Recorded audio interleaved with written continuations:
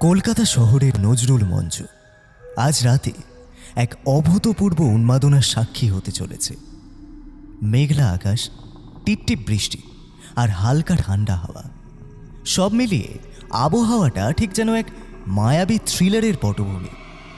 মঞ্চের বাইরে হাজার হাজার মানুষের উপচে পড়া ভিড়, সবার হাতে প্ল্যাকার্ড, বুকে উত্তেজনা। আজ এই প্রজন্মের সবচেয়ে জনপ্রিয় ক্লাসিক্যাল পপ গায়িকা অন্বেষা রায়ের লাইভ ইন কনসার্ট। বিগত 10 বছর ধরে যে কণ্ঠ কোটি কোটি মানুষকে মন্ত্রমুগ্ধ করে রেখেছে, আজ তার আরও একটা ঐতিহাসিক রাত। মঞ্চের ব্যাক স্টেজে পরিবেশটা কিন্তু বাইরের আলোর চেয়ে একেবারেই আলাদা। সেখানে তীব্র ব্যস্ততা, চাপা উত্তেজনা আর একটা অদ্ভুত গুমোট ভাব। ব্যাক স্টেজের করিডোর পেরিয়ে সোজা এগিয়ে গেলে ডান দিকের শেষ ঘরটি হল গ্রিন রুম। দরজার ওপর ঝোলানো বোর্ডে বড় বড় অক্ষরে লেখা অন্বেষা রায়। গ্রিন রুমের ভেতরে শীততাপ নিয়ন্ত্রণ যন্ত্রটা মৃদু আওয়াজ করে চলেছে। ঘরের এক কোণে বিশাল আয়নার সামনে বসে আছেন অন্বেষা। তার পরনে একটা জমকালো সোনালি কারুকার্য করা আনারকালি স্যুট, গলায় হীরের সূক্ষ্ম নেকলেস। মেকআপ প্রায় শেষ, কিন্তু অন্বেষার মুখের অভিব্যক্তি স্বাভাবিক নয়। তার কপালে হালকা ঘামের বিন্দু, চোখ দুটো যেন কোনো এক অজানা আশঙ্কায় চঞ্চল। ঠিক তখনই ঘরের দরজা খুলে ভেতরে ঢুকলেন ডক্টর আর্যমান সিংহ রায়। আর্যমানের বয়স 50-এর কোটায়, কাঁচা পাকা চুল, চোখে চশমা এবং অবয়বে এক চূড়ান্ত আভিজাত্য ও শান্ত ভাব। তিনি অন্বেষার পারিবারিক চিকিৎসক তো বটেই, তার চেয়ে বড় কথা তিনি অন্বেষার মেন্টর, যাকে অন্বেষা নিজের বাবার মতো সম্মান করে। অন্বেষা মা, আর ঠিক 15 মিনিট বাকি। তোমার হার্ট রেট কি আবার বাড়ছে? তোমাকে একটু জানি না কেন বেশ চিন্তিতই দেখাচ্ছে। অন্বেষা আয়নায় নিজের প্রতিবিম্বের দিকে তাকিয়ে দীর্ঘশ্বাস ফেলে বলে, জানি না ডক্টর আঙ্কেল, সারাদিন ধরে বুকটা কেমন যেন কাঁপছে, একটা অদ্ভুত অস্বস্তি হচ্ছে। মনে হচ্ছে যেন আজ রাতে বড় কোনো অঘটন ঘটতে চলেছে। ডক্টর আর্যমান অন্বেষার কাঁধে হাত রেখে ভরসা দেওয়া ভঙ্গিতে বলেন, এটা আসলে ওই পারফরমেন্স অ্যাংজাইটি মা, বুঝলে? হাজার হাজার শো করার পরেও এই নার্ভাসনেসটা বড় বড় শিল্পীদের হয়। তুমি একদম চিন্তা করো না মা, নিজের উপর বিশ্বাস রাখো। আজ তোমার জীবনের অন্যতম সেরা পারফরমেন্স হতে চলেছে, বুঝলে? অন্বেষা জল খেয়ে গ্লাসটা টেবিলে রাখতে রাখতে বলে,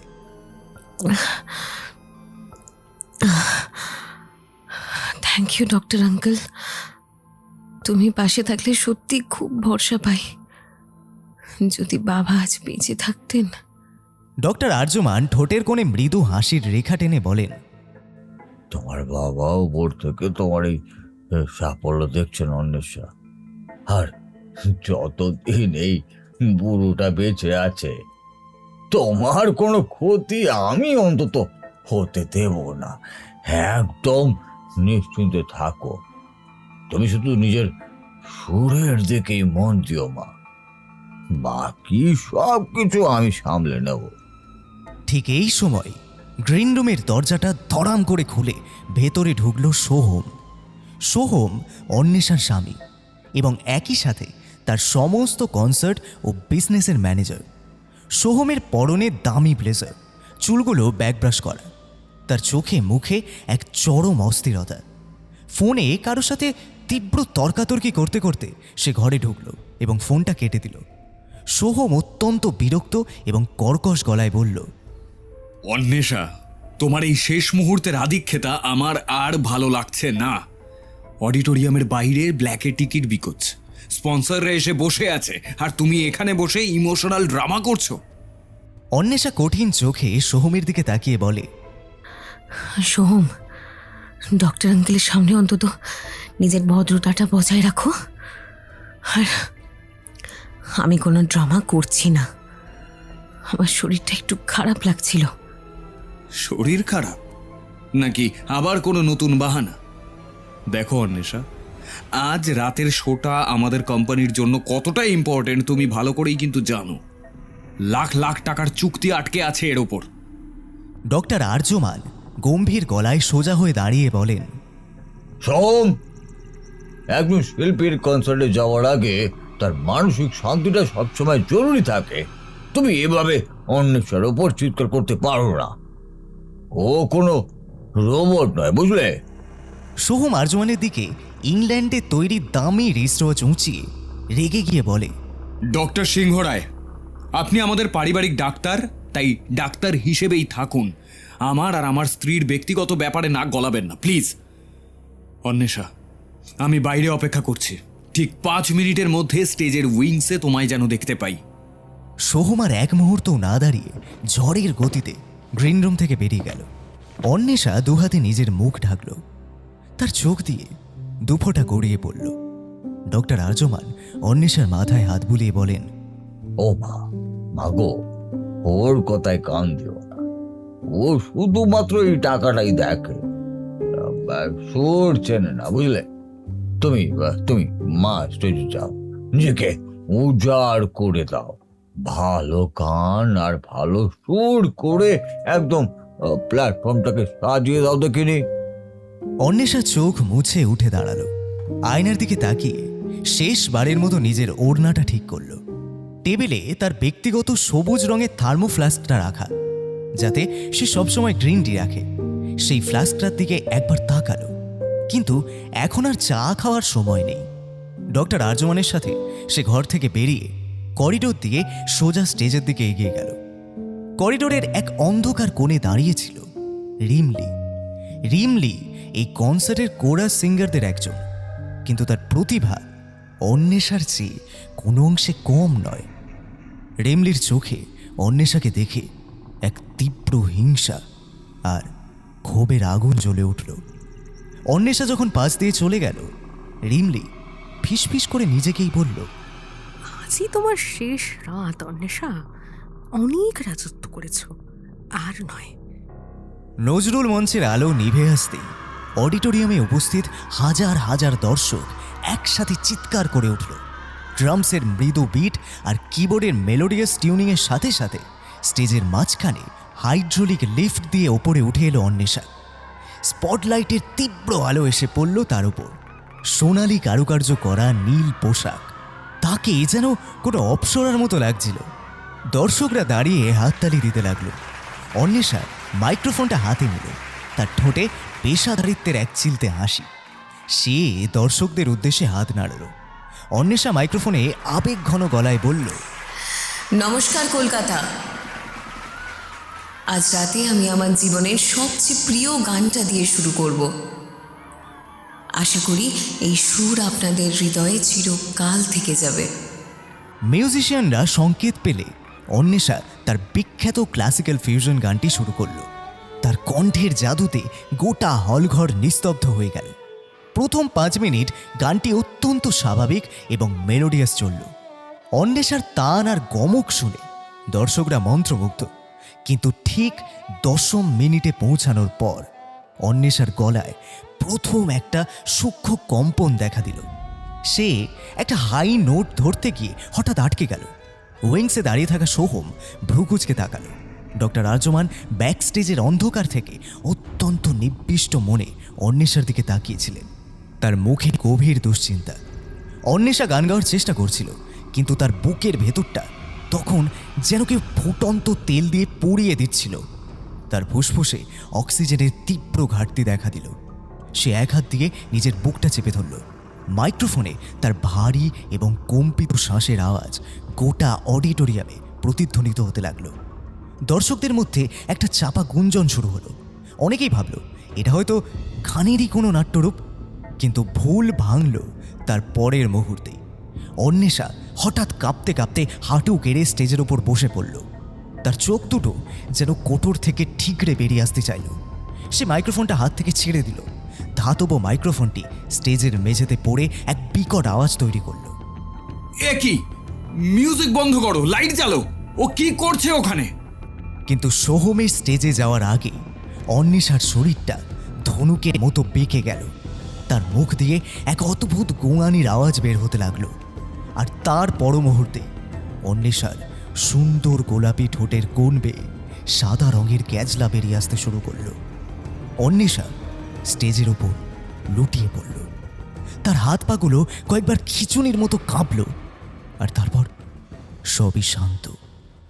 গোটা অডিটোরিয়ামে তখন এক ভয়ঙ্কর নীরবতা, যা কয়েক সেকেন্ডের মধ্যেই কান ফাটানো চিৎকারে রূপান্তরিত হলো। ব্যাকস্টেজ থেকে ডক্টর আর্যমান সবার প্রথমে দৌড়ে এলেন। তিনি অন্বেষার নাড়ি পরীক্ষা করলেন। তার চোখ দুটো চশমার আড়ালে বড় বড় হয়ে উঠল। ডক্টর আর্যমান অত্যন্ত আতঙ্কিত ও শোকগ্রস্ত গলায় চিৎকার করে বলে, সোম, অ্যাম্বুলেন্স ডাকো। অন্বেষার পালস পাওয়া যাচ্ছে না গো। জলদি জলদি জলদি করে অন্বেষার জন্য অ্যাম্বুলেন্সটাকে ডাকো সোম, তাড়াতাড়ি ডাকো। চারপাশে তখন চূড়ান্ত বিশৃঙ্খলা। রিমলি এক কোণে দাঁড়িয়ে থরথর করে কাঁপছিল। তার মুখ চুন। সোহম মাথায় হাত দিয়ে স্টেজের ওপর বসে পড়েছে।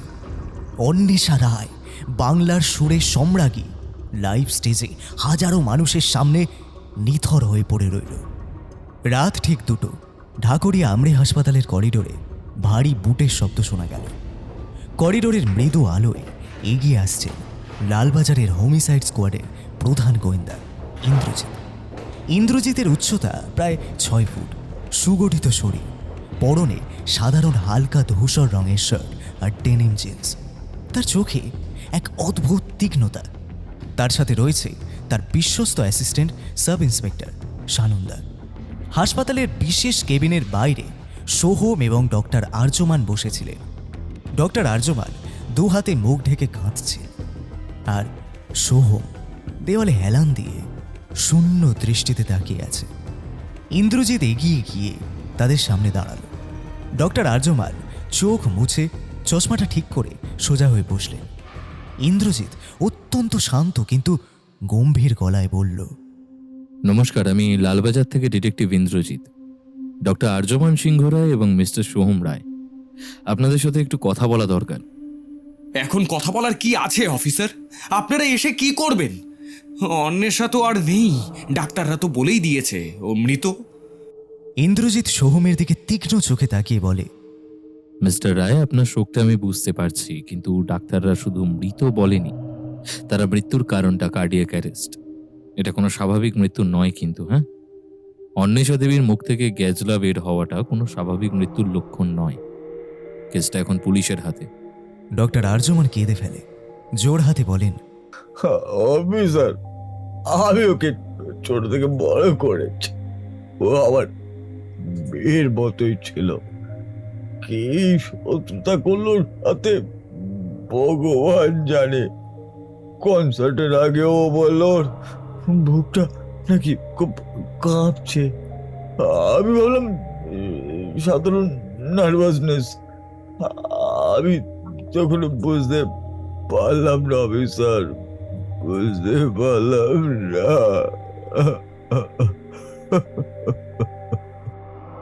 ইন্দ্রজিৎ আর্যমানের সামনে ঝুঁকে বসে, নিচু গলায় বলে, ডক্টর সিংহ রায়, আপনি একজন অভিজ্ঞ চিকিৎসক। আপনি কি অন্বেষা দেবীর শেষ মুহূর্তের লক্ষণগুলো দেখে কিছু অনুমান করতে পেরেছেন? ডক্টর আর্যমান চোখ মুছে চিন্তিত গলায় বলেন, ওর মুখের ওই সাদা বেলা তীব্র শ্বাসকষ্ট দেখে আমার মনে হচ্ছে ওটা কোনো শক্তিশালী বিষক্রিয়া, কোনো নিউরোটক্সিন, যা সরাসরি হার্টকে বিকল করে দেয়। কিন্তু ও তো সারাদিন নিজের লোকেদের মাঝেই ছিল, বিষটা শরীরে গেলই বা কি করে? ইন্দ্রজিৎ সোজা হয়ে দাঁড়িয়ে সানন্দার দিকে তাকিয়ে বলে, সানন্দা, ফরেন্সিক টিমকে বলো অন্বেষা দেবীর পোস্টমর্টম আর টক্সিকোলজি রিপোর্ট যেন দ্রুত সম্ভব তৈরি করা হয়। আমি জানতে চাই ঠিক কোন বিষ ওর শরীরে গেছে। আর হ্যাঁ, নজরুল মঞ্চের ওই গ্রিন রুমটা সিল করা হয়েছে তো? সানন্দা নোটবুক থেকে চোখ তুলে বলে, হ্যাঁ স্যার, আপনার নির্দেশ মতোই ক্রাইম সিন গার্ড করা আছে।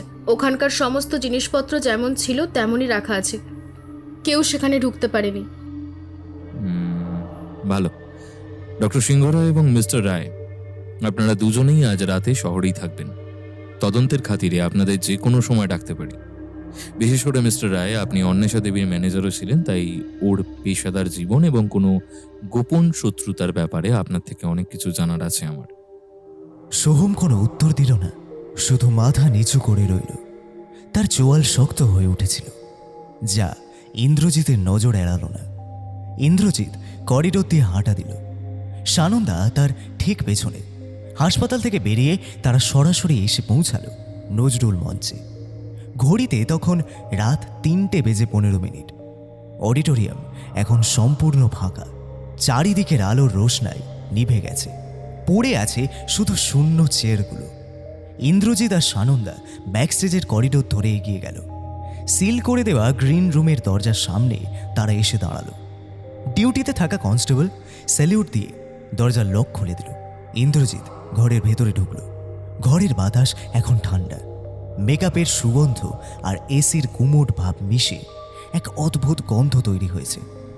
আয়নার সামনে অন্বেষার চিরুনি, লিপস্টিক আর মেকআপের সরঞ্জাম ছড়িয়ে ছিটিয়ে পড়ে আছে। ইন্দ্রজিৎ অত্যন্ত ধীর পায়ে ঘরের চারপাশটা পর্যবেক্ষণ করতে লাগলো। তার চোখ প্রতিটি খুঁটিনাটি জিনিস স্ক্যান করছে। টেবিলের ওপর রাখা জিনিসগুলোর দিকে তাকাতে ইন্দ্রজিতের চোখ আটকে গেল একটা নির্দিষ্ট বস্তুর উপর। অন্বেষার সেই সবুজ রঙের পার্সোনাল থার্মোফ্লাস্ক। ইন্দ্রজিৎ পকেট থেকে গ্লাভস বের করে হাতে গলিয়ে ফ্লাস্কটা তুলতে তুলতে বলে, সানন্দা, ফরেন্সিক টিম এই ঘর থেকে কোনো আঙুলের ছাপ সংগ্রহ করেছে? হ্যাঁ স্যার, ওরা অন্বেষা ম্যাডামের মেকআপ কিট আর এই টেবিল থেকে কিছু প্রিন্ট নিয়েছে, তবে রিপোর্টের জন্য সকাল পর্যন্ত অপেক্ষা করতে হবে। ইন্দ্রজিৎ ফ্লাস্কের ঢাকনাটা আলতো করে খুলল। ভেতরে এখনো কিছুটা তরল রয়ে গেছে, হালকা একটা সুবাস বেরোলো, গ্রিন টি। সে ফ্লাস্কটা নাকের কাছে এনে খুব সাবধানে গন্ধটা নেওয়ার চেষ্টা করল। গ্রিন টির গন্ধের সাথে খুব মৃদু, প্রায় না বোঝার মতো একটা তিক্ত মেটালিক গন্ধ মিশে আছে। ইন্দ্রজিৎ ফ্লাস্কটা সানন্দার দিকে বাড়িয়ে দিয়ে ঠান্ডা গলায় বলে, এটা এখনই ল্যাবে পাঠাও। আজ নজরুল মঞ্চের ব্যাকস্টেজের সিসিটিভি কন্ট্রোল রুমে চলো। আজ বিকেল থেকে শুরু করে শো চলাকালীন এই ঘরের দরজার সামনে কারা ঘোরাঘুরি করেছে আমি তার প্রতি সেকেন্ডের ফুটেজ দেখতে চাই। 10 মিনিট পর সিসিটিভি কন্ট্রোল রুমের আবছা আলোয় ইন্দ্রজিৎ এবং সানন্দা মনিটরের সামনে দাঁড়িয়ে আছে। সিকিউরিটি ইনচার্জ মাউস স্ক্রোল করে বিকেলের ফুটেজটা অন করল। টাইম স্ট্যাম্প দেখাচ্ছে বিকেল 5:30। অন্বেষা রায় তখন সবে গ্রিন রুমে ঢুকছে। তার সাথে ডক্টর আর্যমান সিংহ রায় এবং সোহম রায় ছিলেন। টাইম স্ট্যাম্প সন্ধে 6:15। অন্বেষা মেকআপ নেওয়ার জন্য ঘরের ভেতরেই ছিলেন।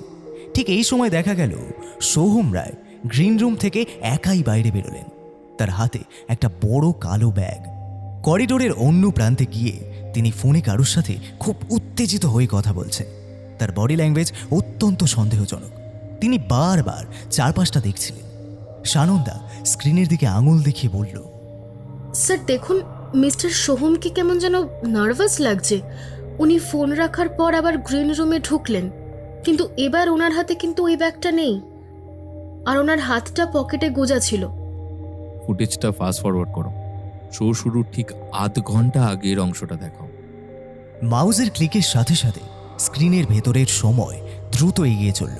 টাইম স্ট্যাম্পে যখন দেখালো রাত 7:45, মানে শো শুরু হওয়ার ঠিক 15 মিনিট আগে, তখন ইন্দ্রজিৎ বলল, স্টপ, প্লে করো এখান থেকে। পর্দার দৃশ্য স্বাভাবিক গতিতে চলতে শুরু করলো। দেখা গেল ডক্টর আর্যমান এবং অন্বেষা রায় একসাথে ঘর থেকে বেরিয়ে স্টেজের দিকে এগিয়ে যাচ্ছেন। করিডোর ফাঁকা, কিন্তু তারা চলে যাওয়ার ঠিক 2 মিনিট পর গ্রিন রুমের দরজার সামনে একটা ছায়া নড়ে উঠল। করিডোরের মৃদু আলোয় একটা চেনা মুখ স্পষ্ট হয়ে উঠল, রিমলি। রিমলি এদিক ওদিক তাকিয়ে খুব সাবধানে গ্রিন রুমের দরজাটা ঠেলে ভেতরে ঢুকে গেল। সিসিটিভি ক্যামেরাটি করিডোরে থাকায় ঘরের ভেতরের দৃশ্য দেখা যাচ্ছে না, কিন্তু রিমলি ভেতরে ঢোকার পর ঠিক 3 মিনিট কেটে গেল। 3 মিনিট পর রিমলি ঘর থেকে অত্যন্ত দ্রুত পায়ে বেরিয়ে এলো। তার মুখের এক্সপ্রেশন ছিল অত্যন্ত ভয়ার্থ। সে তার ওড়নাটা বারবার টানছিল এবং প্রায় দৌড়ে করিডোর পার হয়ে চলে গেল। Sir, Rimli, chorus singer Rimli Anwesha ম্যাডামের অবর্তমানে ওর গ্রিন রুমে কি করছিল? আর মাত্র 3 মিনিটেও ভিতরে কি বা করতে পারে? ইন্দ্রজিৎ কিছু বলল না। সে তার পকেট থেকে নোটবুকটা বের করে দুটো সময় লিখে নিল, সোহমের ব্যাগ নিয়ে বেরোনোর সময় এবং রিমলির ঘরে ঢোকার সময়। ইন্দ্রজিৎ মনিটর থেকে চোখ না সরিয়ে বলল, সানন্দা, এই কনসার্টের ব্যাক স্টেজ ম্যানেজমেন্টের দায়িত্বে কে ছিল? কার অনুমতি নিয়ে বাইরের লোকেরা ভেতরে আসছিল? অন্বেষা ম্যাডামের পার্সোনাল পিএ অমিত। এই অমিতই পুরো ব্যাকস্টেজ পাস আর সিকিউরিটি কন্ট্রোল করছিল। ইন্দ্রজিৎ ঘাড় ঘুরিয়ে সানন্দার দিকে তাকিয়ে বলল, অমিতকে এক্ষুনি ফোন করো, ওকে বলো আগামীকাল সকাল 8টার মধ্যে লালবাজারে হাজির হতে, আর তার সাথে সোহম রায় এবং রিমলিকেও অফিসিয়াল নোটিশ পাঠাও। সানন্দা ফোন বের করে অমিতের নাম্বারে ডায়াল করতে যাবে, ঠিক তখনই কন্ট্রোল রুমের দরজা খুলে হুড়মুড় করে ভেতরে ঢুকলো ফরেন্সিক টিমের সিনিয়র অফিসার মিস্টার বাগচি। ওনার হাতে একটা সিল করা খাম, ওনার কপালে ঘাম এবং চোখে এক চরম বিস্ময়। মিস্টার বাগচি হাঁপাতে হাঁপাতে বলেন, ডিটেকটিভ ইন্দ্রজিৎ, একটা অত্যন্ত জরুরি আর অদ্ভুত তথ্য পাওয়া গেছে। আমরা হাসপাতালের টক্সিকোলজি টিমের সাথে কোঅর্ডিনেট করে অন্বেষা রায়ের গ্যাজলার স্যাম্পল, ব্লাড স্যাম্পল এবং ওর পাকস্থলীর প্রাথমিক টেস্ট করেছি। ইন্দ্রজিৎ এক কদম এগিয়ে এসে শান্ত গলায় বলে, কি পাওয়া গেছে মিস্টার বাগচি? মিস্টার বাগচি খামটা ইন্দ্রজিতের হাতে দিতে দিতে গম্ভীর গলায় বলেন, ওর শরীরে যে বিষটা পাওয়া গেছে সেটা কোনো সাধারণ বিষ নয়। ওটা আসলে মারাত্মক অ্যাকোনাইট গাছ থেকে তৈরি অ্যাকোনাইটিন, যাকে ডাক্তারি ভাষায় অত্যন্ত শক্তিশালী নিউরোটক্সিন বলা হয়। এটা শরীরে ঢোকার ঠিক 20 থেকে 25 মিনিটের মধ্যে কাজ শুরু করে। মুখের ওই সাদা ফেনা আর তীব্র শ্বাসকষ্ট এরই ক্লাসিক লক্ষণ। আর স্যার, বিষটা ওনার ঘর থেকে আনা ওই সবুজ রঙের পার্সোনাল ফ্লাস্কের গ্রিন টিতেই মেশানো ছিল। ওটার প্রাথমিক স্ক্রিনিংয়ে এবং ওর পাকস্থলী থেকে উদ্ধার হওয়া লিকুইড চায়ের স্যাম্পেলে আমরা টক্সিনের স্পষ্ট প্রমাণ পেয়েছি। বিষক্রিয়ার টাইমিং আর ওনার স্টেজের পারফরমেন্সের সময় একদম হুবহু মিলে যাচ্ছে।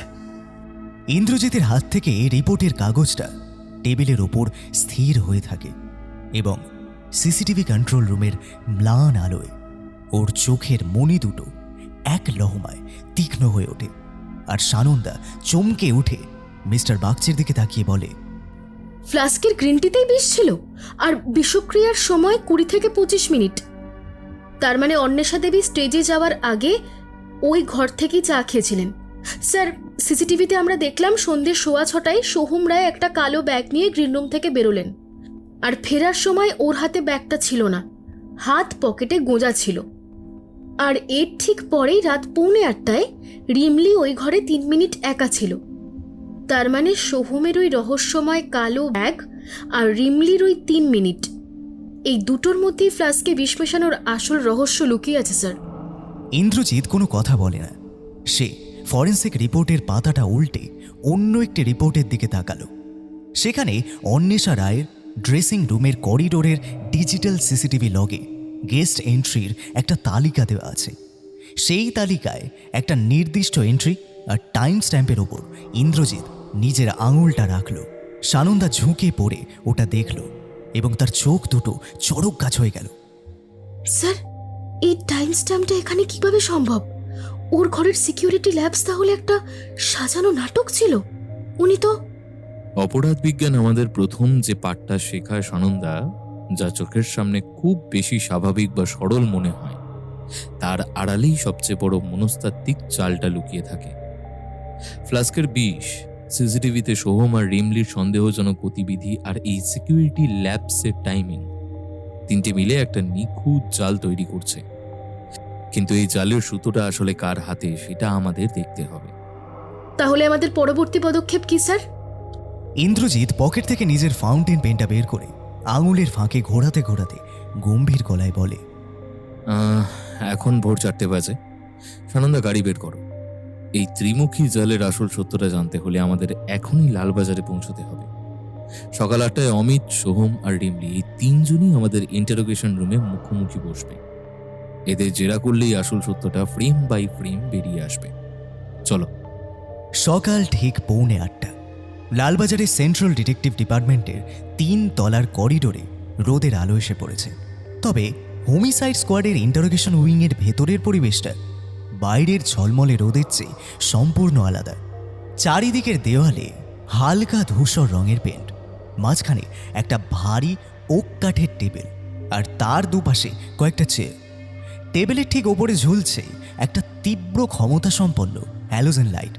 ঘরের একদিকের দেওয়ালে রয়েছে একটা বিশাল ওয়ান ওয়ে মিরর, যার ওপার থেকে ভেতরের সমস্ত গতিবিধি লক্ষ্য করা যায়। কিন্তু ভেতর থেকে ওপারে কি হচ্ছে তা দেখার কোনো উপায় নেই। ইন্দ্রজিৎ নিজের চেম্বারে বসে একটা চিনেমাটির কাপ থেকে ব্ল্যাক কফিতে চুমুক দিচ্ছিল। তার চোখের নিচে হালকা কালচে ছোপ। সারা রাত এক ফোঁটা ঘুম হয়নি। টেবিলে তার সামনে ছড়ানো রয়েছে অন্বেষা রায়ের ময়না তদন্তের প্রাথমিক রিপোর্ট, সিসিটিভি ফুটেজের প্রিন্ট আউট এবং ব্যাক স্টেজ গেস্ট লগের খতিয়ান। সানন্দা ঘরে ঢুকল। ওর হাতে 3টে আলাদা আলাদা ফাইল। স্যার, ঘড়িতে কাটায় কাটায় 8টা বাজে। আপনার নির্দেশ মতো সোহম রায়, রিমলি সেন এবং ব্যাকস্টেজ ম্যানেজার অমিত চক্রবর্তী 3জনকেই আলাদা আলাদা ওয়েটিং রুমে বসে রাখা হয়েছে। কেউ কারোর সাথে যোগাযোগ করতে পারেনি। ওনাদের মোবাইল ফোনগুলো অলরেডি বাজেয়াপ্ত করা হয়েছে। ইন্দ্রজিৎ কফির কাপটা টেবিলে নামিয়ে রাখে, তীক্ষ্ণ চোখে তাকিয়ে বলে, চমৎকার। সানন্দা, অপরাধীকে ধরার সবচেয়ে বড় হাতিয়ার কি জানো? অপরাধী নিজের তৈরি করা আত্মবিশ্বাস। এই 3জনই ভাবছে তারা নিখুঁত চাল চেলেছে, কিন্তু যখন একটা ঘরের ভেতরে 3টে আলাদা সত্যের মুখোমুখি তারা বসবে, তখন কারণ না কারো দেওয়ালে ঠিক পিঠ ঠিকে যাবে। আমরা কাকে দিয়ে শুরু করছি? অমিত চক্রবর্তী, অন্বেষা ম্যাডামের পার্সোনাল পিএ এবং গতকাল রাতের কনসার্টের ব্যাকস্টেজ ইনচার্জ। সিসিটিভি লগ অনুযায়ী ভিআইপি করিডোরের যে ডিজিটাল পাস ইস্যু করা হয়েছিল তাতে কিছু চরম অসঙ্গতি আছে। ইন্দ্রজিৎ চেয়ার ছেড়ে উঠে দাঁড়িয়ে শার্টের হাতাটা কোনোই পর্যন্ত গুটিয়ে নিতে নিতে বলে, চলো, অমিতকে 1 নম্বর ইন্টারোগেশন রুমে নিয়ে আসো। খেলাটা এবার শুরু করা যাক। ইন্টারোগেশন রুমের ঠান্ডা বাতাসের মধ্যেও অমিত চক্রবর্তী অনবরত ঘামছিল। তার বয়স 30-এর কোঠায়, চোখে একটা চশমা, পরনের শার্টটা কুঁচকানো। ইন্দ্রজিৎ আর সানন্দা ঘরে ঢুকে টেবিলের উল্টো দিকের চেয়ারে বসল। ইন্দ্রজিৎ কোনো কথা না বলে একটা ফোল্ডার থেকে কয়েকটা কাগজ বের করে টেবিলের ওপর ছড়াতে লাগল। ঘরের নীরবতা অমিতের ওপর মানসিক চাপ আরও বাড়িয়ে দিচ্ছিল। অমিত চক্রবর্তী অস্থিরভাবে 2 হাতের আঙুল মটকাতে মটকাতে ভাঙা গলায় বলল, স্যার, স্যার বিশ্বাস করুন স্যার, আমি জানি না কিছু। আমি কিছু জানি না। অন্বেষা দিয়ে আমার কাছে ভগবানের মতো ছিল। ওর এরকম একটা দশা আমি স্বপ্নেও ভাবি না স্যার। আমাকে কেন এখানে ডেকে আনা হয়েছে স্যার? অমিত, আমরা এখানে ইমোশনাল ড্রামা করতে বসিনি। হ্যাঁ, অন্বেষা রায়ের খুনের তদন্ত চলছে, আর গতকাল রাতের পুরো ব্যাকস্টেজ ম্যানেজমেন্টের দায়িত্বে ছিলে তুমি। কার হাত দিয়ে কি ভেতরে ঢুকেছে সেটা তোমার না জানার কিন্তু কোনো কারণ নেই। স্যার, আমি তো শুধু পাসগুলো চেক করেছিলাম। নজরুল মঞ্চের মতো অত বড় ইভেন্টে হাজার হাজার মানুষের চাপ থাকে স্যার। সিকিউরিটি গার্ডরা গেটে ছিল। ইন্দ্রজিৎ টেবিলে জোরে একটা চাপড় মেরে কঠোর গলায় বলে, সিকিউরিটিরা গেটের বাইরে ছিল, কিন্তু ভিআইপি গ্রিন রুমের করিডোরের গার্ডকে ঠিক 7:40 কে ওখান থেকে সরিয়ে কফি শপে পাঠিয়েছিল অমিত? ওটা তো স্যার মিস্টার সোহম আমাকে বলেছিল স্পন্সরদের রিসিভ করতে পাঠাতে। আমি তো শুধু বসের অর্ডার ফলো করেছি স্যার। ইন্দ্রজিৎ নিজের ফাউন্টেন পেনটা টেবিলের ওপর ঠক ঠক করে ঠুকতে ঠুকতে নিচু গলায় বলল, মিস্টার সোহম বলেছিলেন? ভালো, কিন্তু এই সিসিটিভি ডিজিটাল লক রিপোর্টটা অন্য কথা বলছে অমিত। দেখো তো এটা চিনতে পারো কিনা। গতকাল সন্ধ্যে 7:35 special VIP all access pass number 312 কার নামে ইস্যু হয়েছিল, আর ওটার জন্য ক্যাশ 3 লক্ষ টাকা কার অ্যাকাউন্টে ট্রান্সফার হয়েছিল? অমিতের মুখের সমস্ত রক্ত যেন এক মুহূর্তে শুষে নেওয়া হলো। সে হাঁ করে ইন্দ্রজিতের দিকে তাকিয়ে রইল। তার কপাল বেয়ে ঘামের বড় বড় ফোঁটা চশমার কাঁচের ওপর আছড়ে পড়ল। স্যার স্যার ওটা ওটা ওটা একটা ভুল হয়ে গেছে স্যার। বিক্রম সোম নামের একটা ছেলে গত মাসে গত 1 মাস ধরে অন্বেষা দিদিকে স্টক করছিল। ও আমাকে এসে বলল ও শুধু দিদিকে সামনাসামনি একবার দেখতে চায়, কোনো ক্ষতি করবে না। ও আমাকে প্রচুর টাকা অফার করেছিল। আমার মায়ের ডায়ালিসিস চলছে স্যার, টাকার খুব দরকার ছিল। তাই টাকার জন্য তুমি একজন সাইকো স্টকারকে অন্বেষা ম্যামের গ্রিন রুমের করিডোরের পাস বিক্রি করে দিলে, যেখানে কোনো সিকিউরিটি থাকবে না। স্যার আমি কসম খেয়ে বলছি, আমি শুধু করিডোরে পাস দিয়েছিলাম ওকে, কিন্তু গ্রিন রুমের ভেতরে ঢোকার চাবি বা পারমিশন তো ওর কাছে ছিল না। আর সিসিটিভিতেও তো দেখা গেছে যে দিদি আর ডক্টর আঙ্কেল বেরিয়ে যাওয়ার পর শুধু রিমলি ম্যাডাম ওই ঘরে ঢুকেছিলেন। বিক্রম তো করিডোরের অন্ধকারে লুকিয়েছিল মাত্র। ও বিষ মেশায়নি স্যার, ও ভেতরে ঢোকেইনি। ও কখন বিষটা মেশাবে? ইন্দ্রজিৎ সোজা হয়ে বসে তীক্ষ্ণ চোখে অমিতের দিকে তাকিয়ে বলল, বিক্রম ভেতরে ঢুকেছিল কিনা সেটা আমরা দেখে নেব অমিত, কিন্তু তোমার এই লোভের জন্য অন্বেষা রায়ের সুরক্ষার দেওয়ালটা ভেঙে পড়েছিল, যা এই খুনে পরোক্ষভাবে সাহায্য করেছে। সানন্দা, অমিতের বয়ান অফিসিয়ালি রেকর্ড করো। ওর ফোন আমাদের কাস্টাডিতেই থাকবে। ওকে এখনই লালবাজার ছাড়ার অনুমতি দেবে না। আমাদের নজরদারিতে অন্য একটা হোল্ডিং রুমে বসিয়ে রাখো ওকে। বিক্রম সোহমকে না ধরা পর্যন্ত অমিত চক্রবর্তী লালবাজারের বাইরে 1 পাও ফেলবে না। অমিত চোখ মুছতে মুছতে যখন রুম থেকে বেরোচ্ছিল, তখন তাকে দেখে ইন্দ্রজিতের কিন্তু মুখাবয়বে কোনো করুণার চিহ্ন ছিল না। তার মাথায় তখন একটা নতুন সুতো এসে গেছে, বিক্রম সোম। তবে তার আগে সিসিটিভির অন্য 2টি প্রধান চরিত্রকে জেরা করা বাকি। বেলা 10:15 2 নম্বর ইন্টারোগেশন রুমে বসেছিল রিমলি সেন। তার পরনে সালোয়ার কামিজটা কাল রাতের মতোই রয়েছে।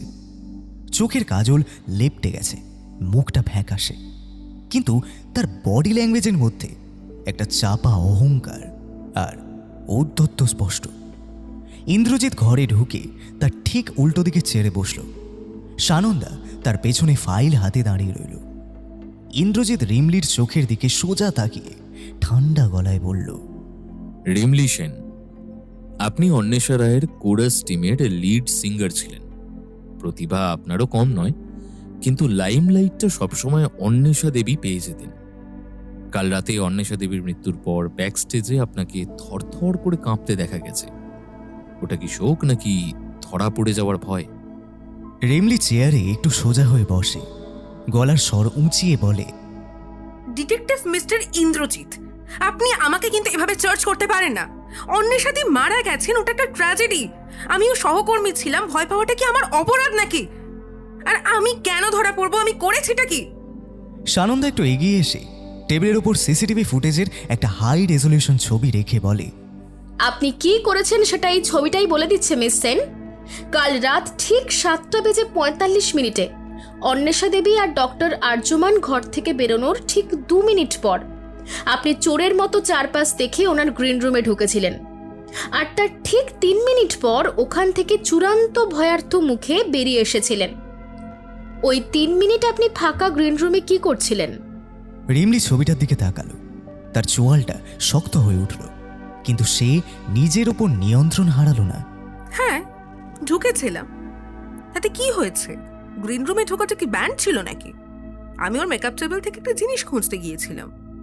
ইন্দ্রজিৎ একটু ঝুঁকে পড়ে গলার স্বর আরো নিচু আরো গম্ভীর করে বলে, মেকআপ টেবিল থেকে কি খুঁজছিলেন রিমলি? বিষের শিশিটা? মিস্টার বাগচির ফরেন্সিক রিপোর্ট বলছে অন্বেষা দেবীর ওই পার্সোনাল ফ্লাস্কের গ্রিন টিতে মারাত্মক অ্যাকোনাইটিন বিষ মেশানো ছিল। আর সিসিটিভি বলছে ওর অবর্তমানে ওই 3 মিনিট ঘরের ভেতরে আপনি একাই ছিলেন। বলুন বিষটা কখন মিশিয়েছেন? ফ্লাস্কের ঢাকনা খোলার সময় হাত কাঁপছিল না? রিমলি হঠাৎ চিৎকার করে দাঁড়িয়ে ওঠে, টেবিলের ওপর দুহাত রেখে বলে, স্টপ ইট! একদম উল্টোপাল্টা কথা বলবেন না। আমি কোনো বিষ কারোর কিছুতে মেশাইনি। আমি ওর ফ্লাস্কে হাত পর্যন্ত দিইনি। তাহলে ওই 3 মিনিট কি করছিলেন? সত্যিটা না বললে এই সিসিটিভি ফুটেজ আর ফরেন্সিক রিপোর্টের উপর ভিত্তি করে আপনাকে অন্বেষা রায়ের খুনের প্রাইম সাসপেক্ট হিসেবে কোর্টে তুলতে আমার কিন্তু আধ ঘন্টাও সময় লাগবে না। রিমলি কয়েক সেকেন্ড নিথর হয়ে দাঁড়িয়ে রইল। তার বুকের ধুকপুকানি স্পষ্ট বোঝা যাচ্ছিল। সে বুঝতে পারল যে পুলিশের কাছ থেকে আর কিছু লুকানো সম্ভব নয়। সে আস্তে আস্তে আবার চেয়ারে বসে পড়ল। তার চোখ দিয়ে এবার সত্যি সত্যি জল বেরিয়ে এলো। আমি আমি অন্বেষাদির ওই ব্যক্তিগত ডায়েরিটা চুরি করতে গিয়েছিলাম। ডায়েরি? কেন? কি ছিল ওই ডায়েরিতে? ওই ডায়েরিতে দিদির লেখা কিছু এক্সক্লুসিভ সুর আর লিরিক্স ছিল, যেগুলো দিদি পরের অ্যালবামে গাওয়ার জন্য তৈরি করছিল। দিদি বেঁচে থাকতে আমি কোনোদিন লাইমলাইট পেতাম না। মিস্টার সোহম আমাকে পার্সোনালি প্রমিস করেছিলেন যে যদি আমি কোনোভাবে ওই সুরগুলো এনে ওনাকে দিতে পারি তবে ওর মিউজিক কোম্পানি থেকে আমার একটা সোলো অ্যালবাম বেরোবে। মিস্টার সোহমই আমাকে বলেছিলেন শো শুরুর ঠিক আগে দিদি যখন উইংসে থাকবে তখন ঘর ফাঁকা, আর সেই সুযোগটাতেই আমি যেন ডায়েরিটা সরিয়ে নিই। আপনি ডায়েরিটা পেয়েছিলেন? না স্যার, আমি যখন ঘরে ঢুকলাম মেকআপ টেবিল ভীষণ ওলটপালটও করে ফেললাম, কিন্তু ডায়েরিটা আমি কোথাও পাইনি। ফ্ল্যাক্সটা টেবিলের উপর যেমন ছিল তেমনই রাখা। আমি ওটাতে হাত পর্যন্ত দিইনি, কিন্তু কিন্তু ঠিক তখনই আমি করিডোরে একটা অদ্ভুত খসখস আওয়াজ পাই। মনে হলো দরজার বাইরে কেউ দাঁড়িয়ে আমার দিকে নজর রাখছে। আমি ভীষণ ভয় পেয়ে যাই, ভাবি কেউ দেখে ফেললে আমার কেরিয়ারটা শেষ হয়ে যাবে। তাই আমি ডায়েরি না নিয়েই ঘর থেকে পালিয়ে আসি। আমি বিষ মেশাইনি স্যার, বিশ্বাস করুন। আমাকে কমপ্লিটলি ফাঁসানো হচ্ছে। সোহম রায় আমাকে ব্যবহার করেছে। ইন্দ্রজিৎ সানন্দার দিকে তাকালো। তার চোখ দুটোতে একটা গভীর চিন্তার রেখা ফুটে উঠল। রিমলির বয়ান যদি সত্যি হয় তবে সোহম রায় এই নাটকের একটা মস্ত বড় সুতো। কিন্তু রিমলি করিডোরে কার আওয়াজ পেয়েছিল? সেই সাইকো স্টকার বিক্রমের। মিস রিমলি সেন, আপনার বয়ান আমরা রেকর্ড করলাম। তদন্ত শেষ না হওয়া পর্যন্ত আপনি কলকাতা ছেড়ে কোথাও যেতে পারবেন না। পুলিশ আপনাকে কড়া নজরদারিতে রাখবে। দুপুর 12:30 ইন্টারোগেশন রুমের এসির তাপমাত্রা আরও কমিয়ে দেওয়া হয়েছে। ঘরের ভেতরে ঠান্ডাটা এখন যেন হাড় কাঁপানো। টেবিলের ওপর বসে আছে সোহম রায়। তার দামি ব্লেজারটা খুলে চেয়ারের পেছনে ঝোলানো, শার্টের ওপরের দুটো বোতাম খোলা। তার মুখে 12 ঘন্টার না কামানো দাড়ির খসখসে ভাব, কিন্তু তার চোখে এখনও এক অদ্ভুত ঔদ্ধত্য আর অসন্তোষ। ইন্দ্রজিৎ তার সামনে গিয়ে বসল। তার হাতে এবার কোনো ফাইল নেই। সে সরাসরি সোহমের চোখের দিকে তাকালো।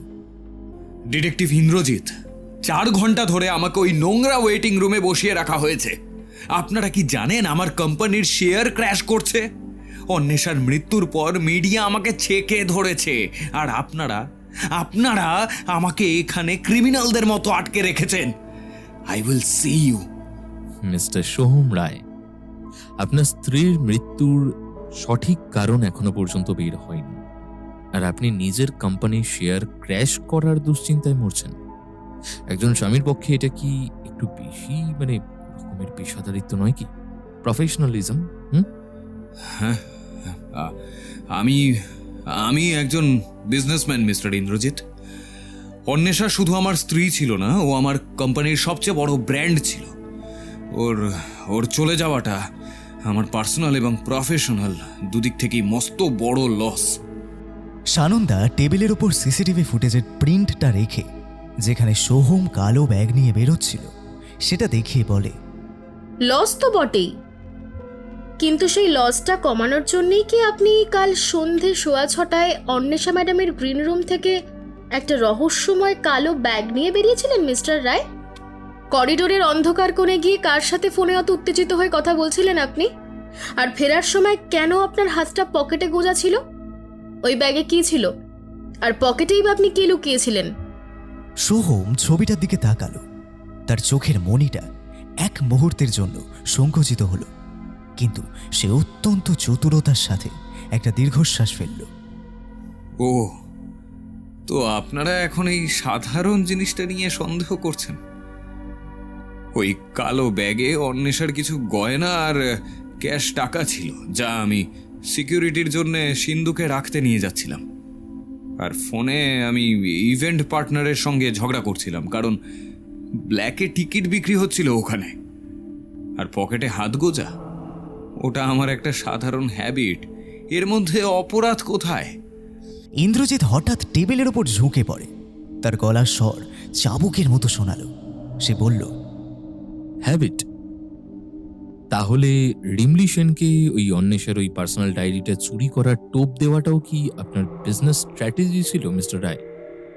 রিমলি অলরেডি স্বীকার করেছে যে আপনি ওনাকে ওখান থেকে ডায়েরি সরাতে বলেছিলেন। তার মানে আপনি ভালো করেই জানতেন শো শুরুর 15 মিনিট আগে গ্রিন রুমটা সম্পূর্ণ ফাঁকা থাকবে। রিমলি একটা থার্ড ক্লাস মিথ্যেবাদী। ও অন্বেষাকে হিংসা করত। ও নিজের দোষ ঢাকতে আমার ওপর কাদা ছেটাচ্ছে।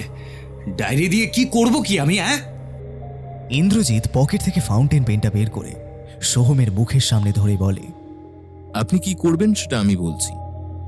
অন্বেষা রায়ের সাথে আপনার বৈবাহিক সম্পর্ক গত 1 বছর ধরে সম্পূর্ণ শেষ হয়ে গিয়েছিল। অন্বেষা দেবী আপনার এই মানসিক নির্যাতন আর টাকার লোভ থেকে মুক্তি পাওয়ার জন্য ডিভোর্সের ফাইল রেডি করছিলেন। আর সেই ডিভোর্স পেপারটা ওর ওই পার্সোনাল ডায়েরির ভেতরেই গোঁজা ছিল। অন্বেষা ডিভোর্স দিলে আপনার কোম্পানি দেউলিয়া হয়ে যেত, লক্ষ লক্ষ টাকার কন্ট্রাক্ট হাতছাড়া হতো। তাই আপনি কাল রাতে ডায়েরিটা সরাতে চেয়েছিলেন, কিন্তু শুধু ডায়েরি সরিয়ে তো লাভ নেই। অন্বেষা মুখ খুললে তো সব শেষ। তাই আপনি রিমলিকে দিয়ে একটা নিখুঁত ডাইভার্সন তৈরি করলেন, যাতে রিমলি ঘরে ঢোকে আর পুলিশের সন্দেহ ওর ওপর যায়। আর আসল কাজটা, মানে ওই ফ্লাস্কের গ্রিন টিতে বিষটা আপনি নিজেই মাখিয়ে দিয়েছিলেন, তাই না মিস্টার সোহম রায়? সোহম একদম বাঘের মতো গর্জে উঠে দাঁড়ালো, যার ফলে চেয়ারটা পেছন দিকে ছিটকে গেল। রাবেশ, ইউ আর রাবেশ। আমি অন্বেষাকে খুন করিনি। হ্যাঁ, আমি ডায়েরিটা চেয়েছিলাম। আমি রিমলিকে বলেছিলাম ওটা সরাতে, কারণ আমি জানতাম অন্বেষা ওই ডায়েরিতে আমাদের বিজনেসের কিছু গোপন খতিয়ান রাখতো, যা বাইরে গেলে আমার ক্ষতি হতো আমার। কিন্তু আমি ফ্লাস্কে বিষ মেশাইনি। আমি মেশাইনি। আমি 6:15 ঘর থেকে বেরোনোর পর অন্বেষা নিজেই ওই ফ্লাস্ক থেকে চা খেয়েছিল। ও তো তখন মরেনি। বিষক্রিয়া তো হয়েছে রাত 8টার পর। ইন্দ্রজিৎ চেয়ারে আরাম করে হেলান দিয়ে তীক্ষ্ণ ব্যঙ্গের সুরে বলল, চমৎকার ডিফেন্স মিস্টার রায়, কিন্তু আপনি নিজের অজান্তেই নিজেকে একটা মস্ত বড় ফাঁদে ফেলে দিলেন। মিস্টার বাগচির ফরেন্সিক রিপোর্ট অনুযায়ী ওই অ্যাকোনাইটিন বিষটা শরীরে ঢোকার ঠিক 20 থেকে 25 মিনিটের মধ্যে কাজ শুরু করে। অন্বেষা দেবী আক্রান্ত হয়েছেন রাত ঠিক 8টায়। তার মানে ওর শরীরে বিষ গেছে 7:45 থেকে 8টার মধ্যে। আর আপনি বলছেন আপনি 6:15 বেরোনোর পর উনি চা খেয়েছিলেন। যদি উনি বিষ মেশানো চা খেতেন, তবে তো 6:45 মধ্যেই স্টেজের পেছনে ওর লাশ পড়ে থাকতো। উনি রাত 8টা পর্যন্ত বেঁচে থাকতেন না। সোহম এক মুহূর্ত হাঁ করে রইল। ওর কপালের রগগুলো কাঁপতে লাগলো। আমি আমি আমি মানে ও তো পরে চা খেতেই পারতো। মিথ্যে বলবেন না মিস্টার রায়। সিসিটিভি ফুটেজে পরিষ্কার দেখা গেছে 7:45 অন্বেষা দেবী যখন ডক্টর আর্যমানের সাথে ঘর থেকে বেরোলেন, উনি ফ্লাস্কের দিকে তাকিয়েও 1 ফোঁটা চা না খেয়েই বেরিয়ে গেছেন। অথচ ফরেন্সিক রিপোর্ট বলছে বিষটা ফ্লাস্কেই ছিল। আপনি ছাড়া এই ঘরে বিষ ছড়ানোর আর কার এত বড় মোটিভ থাকতে পারে? সোহম হাঁপাতে থাকে। তার 2 চোখ দিয়ে এক অদ্ভুত আতঙ্ক আর অসহায়তা ঝরে পড়ে। আমি বিষ মেশাইনি। আমি বলছি তো আমি বিষ মেশাইনি। কিন্তু কিন্তু কিন্তু হ্যাঁ, আমার একটা জিনিস এখন মনে পড়ছে অফিসার। কি মনে পড়ছে? কোনো নতুন গল্প? না না না না না না না, গল্প নয়। কাল সন্ধে 6:15 আমি যখন ব্যাগ নিয়ে ঘর থেকে বেরোচ্ছিলাম, তখন করিডোরের আলোটা খুব কম ছিল। আমি ড্রেসিং রুমের ঠিক পিছনের প্যাসেজ দিয়ে যাওয়ার সময় দেখছিলাম অন্বেষার পারিবারিক ডাক্তার, ওই ওই বুড়ো ডাক্তার, ওই যে আর্যমান সিংহ রায়, তার নিজের পকেট থেকে একটা ছোট্ট কাচের অ্যাম্পুল বা শিশি বের করে খুব দ্রুত সেটা মুছে আবার কোটের পকেটে ঢোকাচ্ছিলেন। তার মুখটা তখন খুব গম্ভীর ছিল। আমি তখন অতটা খেয়াল করিনি, ভেবেছিলাম তার নিজস্ব কোনো মেডিসিন, কিন্তু এখন ভাবছি ওটা কি বিষের শিশি ছিল? ডাক্তার তো অন্বেষার সাথেই ঘরে ছিল, ও তো অন্বেষার বাবার মতো ছিল, তাই আমি তখন সন্দেহ করিনি। কিন্তু ও ওটা কেন লুকাচ্ছিল? ইন্টারোগেশন রুমের ভেতরে এক মুহূর্তের জন্য পিনপতন নীরবতা নেমে এলো। সানন্দা চমকে উঠে ইন্দ্রজিতের দিকে তাকালো। ডক্টর আর্যমান সিংহ রায়, ওনার নামটা তো এই খুনের মামলার সবচেয়ে বড় ইমোশনাল পিলার ছিল। অন্বেষার মেন্টর, যাকে অন্বেষা নিজের বাবার মতো দেখত। ইন্দ্রজিৎ এক মুহূর্ত কোনো কথা বলল না। তার তীক্ষ্ণ চোখ দুটো সোহমের মুখের প্রতিটি পেশির সংকোচন প্রসারণ লক্ষ্য করছিল। সোহম এই মুহূর্তে নিজের পিঠ বাঁচাতে মিথ্যে কথা বলছে, নাকি অজান্তে আসল সত্যের একটা মস্ত বড় সুতো পুলিশের হাতে ধরিয়ে দিল? ইন্দ্রজিৎ পেনটা পকেটে গুঁজে ঠান্ডা কিন্তু চূড়ান্ত গম্ভীর গলায় বলে, সানন্দা, সোহম রায়ের এই বয়ানটা অফিসিয়ালি নোট করো। ওনাকে আপাতত লালবাজারের কাস্টাডিতেই রাখা হোক, বাইরে যাওয়ার কোনো অনুমতি নেই। সানন্দা ফিসফিস করে ইন্দ্রজিতের কাছাকাছি এসে বলে, স্যার, সোহম রায় কি ডক্টর আর্যমানের দিকে কাদা ছেটানোর চেষ্টা করছে? ডক্টর আর্যমান কেন অন্বেষাকে মারতে যাবেন? ওনার তো কোনো মোটিভই নেই। ওনাকে তো অন্বেষা নিজের বাবার মতো সম্মান করত। ইন্দ্রজিৎ ধীরে ধীরে ওয়ান ওয়ে মিররের দিকে এগিয়ে গিয়ে ওপারে তাকিয়ে বলল, অপরাধের দুনিয়ায় মোটিভ বা উদ্দেশ্য অনেক সময় খুব গভীরে লুকিয়ে থাকে সানন্দা। যা ওপর থেকে দেখা যায় তা অনেক সময় একটা সাজানো মুখোশ মাত্র। অমিত আমাদের দিল সাইকো স্টকার বিক্রমের নাম, রিমলি দিল সোহমের ডায়েরি চুরির চক্রান্তের হদিশ, আর সোহম আঙুল তুলল ডক্টর আর্যমানের দিকে। এই তিনটে সুতোই কিন্তু একটা জায়গায় গিয়ে জড়িয়ে যাচ্ছে, আর সেটা হলো গতকাল রাতের ওই অন্ধকার গ্রিন রুম। তাহলে আমাদের পরবর্তী পদক্ষেপ কি স্যার? আমরা কি ডক্টর আর্যমানকে নোটিশ পাঠাবো? ইন্দ্রজিৎ ঘাড় ঘুরিয়ে সানন্দার দিকে তাকায়। তার চোখে এক অদ্ভুত ধূর্ত গোয়েন্দার দ্যুতি। না, ডক্টর আর্যমান একজন অত্যন্ত প্রভাবশালী এবং ধুরন্ধর ব্যক্তি। ওনাকে এভাবে লালবাজারে ডেকে জেরা করলে উনি নিজের চারপাশের দেওয়াল আরো শক্ত করে নেবেন। ওনার মুখোমুখি হওয়ার আগে আমাদের এই ত্রিমুখী জালের শেষ সুতোটা, অর্থাৎ অন্বেষার সেই সাইকো স্টকার বিক্রম সোমের মনস্তত্ত্বটা বুঝতে হবে। অমিত বলেছে বিক্রম করিডোরের অন্ধকারে লুকিয়েছিল। রিমলি বলছে ও একটা খসখসে আওয়াজ পেয়েছিল। আমাদের দেখতে হবে বিক্রম কাল রাতে ঠিক কি দেখেছিল। সানন্দা, বিক্রম সোমের লাস্ট টাওয়ার লোকেশন ট্র্যাক করো। আজ রাতেই আমাদের তার ডেরায় হানা দিতে হবে। রাত ঠিক 1:25 কলকাতা শহরের ব্যস্ততা এখন স্তিমিত, কিন্তু বেহালার চৌরাস্তার একটা সরু অন্ধকার গলির ভেতরের পরিস্থিতি অত্যন্ত থমথমে। লালবাজারের কালো রঙের স্করপিও গাড়িটা হেডলাইট নিভিয়ে একটা ভাঙা ল্যাম্পপোস্টের নিচে এসে দাঁড়ালো। বাইরে টিপটিপ বৃষ্টিটা আবার শুরু হয়েছে। ইন্দ্রজিৎ গাড়ির জানালার কাঁচটা সামান্য নামিয়ে বাইরের অন্ধকারটার গভীরতা মাপার চেষ্টা করল। তার পরনে কালো উইন্ড ব্রেকার জ্যাকেট, চোখে ঘুমহীন এক ধূর্ত শিকারীর চপলতা। পাশে বসা সানন্দা তার ল্যাপটপের স্ক্রিনে একটা ব্লিঙ্কিং লাল বিন্দুর দিকে তাকিয়েছিল। স্যার, বিক্রম সোমের মোবাইলের লাস্ট টাওয়ার লোকেশন এই গলির শেষ মাথায়, ওই 3 তলা পুরনো বাড়িটাই দেখাচ্ছে। অমিতের দেওয়া তথ্য অনুযায়ী বিক্রম এই বাড়ির দোতলার একটা সাবলেট ঘরে একা থাকে। লোকাল থানার 2জন কনস্টেবল অলরেডি পেছনের গেটটা কভার করে দাঁড়িয়েছে। ইন্দ্রজিৎ পকেট থেকে নিজের রিভলভারটা বের করে একবার চেক করে নিয়ে ঠান্ডা গলায় বলে, ভালো। মনে রাখো সানন্দা, আমরা কোনো সাধারণ চোরের ডেরায় যাচ্ছি না। বিক্রম একজন সাইকো স্টকার। এই ধরনের মানুষেরা চরম মাত্রায় ফ্যান্টাসি আর অবসেশনের মধ্যে বাঁচে।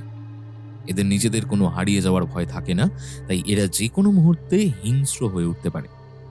কোনো তাড়াহুড়ো নয়, একদম ধাপে ধাপে এগোবে। ঠিক আছে, চলো। গাড়ির দরজা খোলার মৃদু শব্দ হলো। ইন্দ্রজিৎ আর সানন্দা অত্যন্ত নিঃশব্দে পা ফেলে গলির জমা জলের উপর দিয়ে এগিয়ে গেল। পুরনো বাড়িটার কাঠের সদর দরজাটা খোলাই ছিল। ভেতরে ঢুকতেই এক অদ্ভুত স্যাঁতস্যাঁতে দেওয়ালের গন্ধ নাকে এলো। কাঠের সিঁড়ি দিয়ে ওপরে ওঠার সময় প্রতিটা ধাপে একটা মৃদু ক্যাঁচ ক্যাঁচ আওয়াজ হচ্ছিল, যা রাতের নিস্তব্ধতায় বুক কাঁপানোর জন্য যথেষ্ট। দোতলার করিডোরের শেষ প্রান্তে একটা ঘরের দরজার নিচ দিয়ে হালকা হলদেটে আলো গলে আসছিল।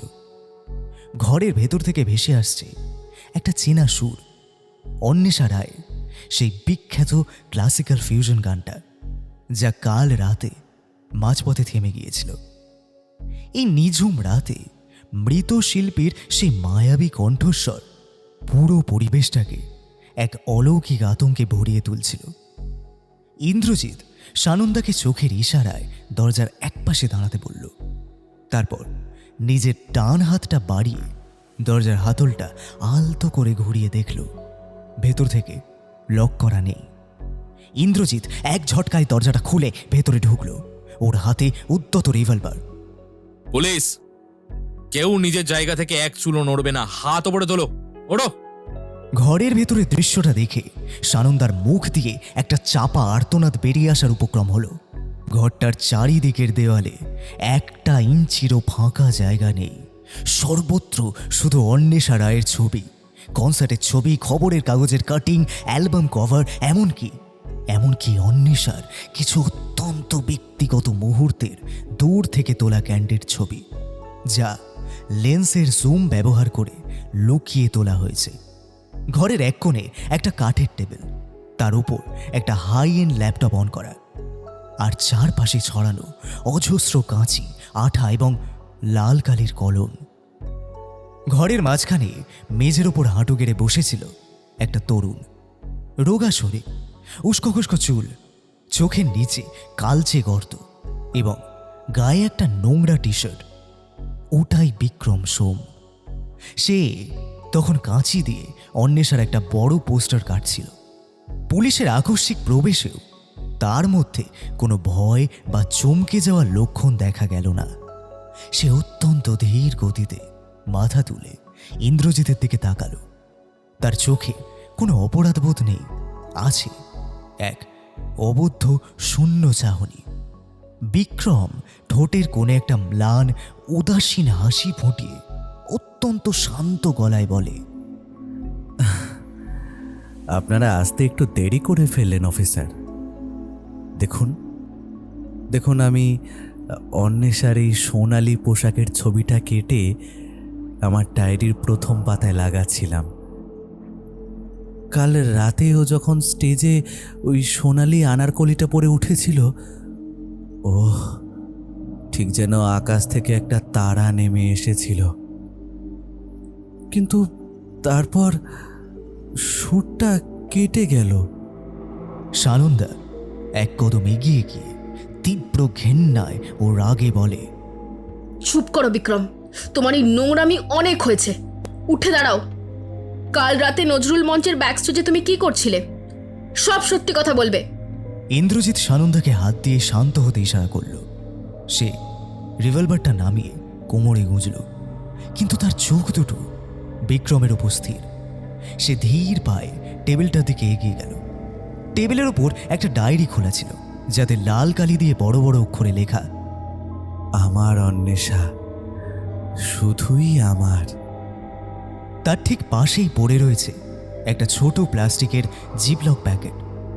ইন্দ্রজিৎ ওটা তুলতেই দেখল ওটার ভেতরে রয়েছে একটা রেশমি কাপড়ের সুতো, একটা খাঁটি সিল্কের ওড়না থেকে ছিঁড়ে যাওয়া একটা সবুজ রঙের সুতো। ইন্দ্রজিতের চোখের মণি দুটো এক লহমায় সরু হয়ে গেল। সেই সুতোর প্যাকেটটা পকেটে রেখে বিক্রমের সামনে একটা চেয়ার টেনে বসল। বিক্রম, আমি জানি তুমি অন্বেষাকে কতটা ভালোবাসতে। এই ঘরের দেওয়ালগুলোই বলে দিচ্ছে ও তোমার জীবনে কি ছিল। তুমি ওর কোনো ক্ষতি করতে পারো না, তাই না? বিক্রম হঠাৎ উত্তেজিত হয়ে দু হাত মুঠো করে চিৎকার করে বলে, ক্ষতি? আমি আমি অন্বেষার ক্ষতি করব? কে বলল এই মিথ্যে কথা? আমি ওকে পুজো করতাম অফিসার। ওই সোহম রায়, ওই জানোয়ারটা অন্বেষাকে শুধু টাকার মেশিন ভাবতো। ও ওকে রোজ মানসিক কষ্ট দিত, আমি সব জানতাম। আমি অন্বেষাকে ওই নরক থেকে মুক্ত করতে চেয়েছিলাম অফিসার। মুক্ত করতে চেয়েছিলে, তাই অমিতকে 3 লাখ টাকা ঘুষ দিয়ে ভিআইপি করিডোরে ডিজিটাল পাস জোগাড় করেছিলে। কাল রাত 7:40 যখন করিডোর ফাঁকা ছিল, তুমি গ্রিন রুমের ঠিক বাইরের প্যাসেজে লুকিয়েছিলে। সিসিটিভি ফুটেজে সব আছে বিক্রম। এবার বলো তুমি কখন ঘরে ঢুকে ওর ফ্লাস্কে বিষটা মেশালে? বিক্রম মাথা দুপাশে জোরে জোরে নাড়ে, সাথে তার চোখ দিয়ে জল গড়িয়ে পড়তে শুরু করে। না, আমি ঘরে ঢুকিনি অফিসার। আমি সত্যি বলছি, আমি ঘরে ঢুকিনি। আমি শুধু অন্বেষাকে একবার সামনাসামনি দেখতে চেয়েছিলাম।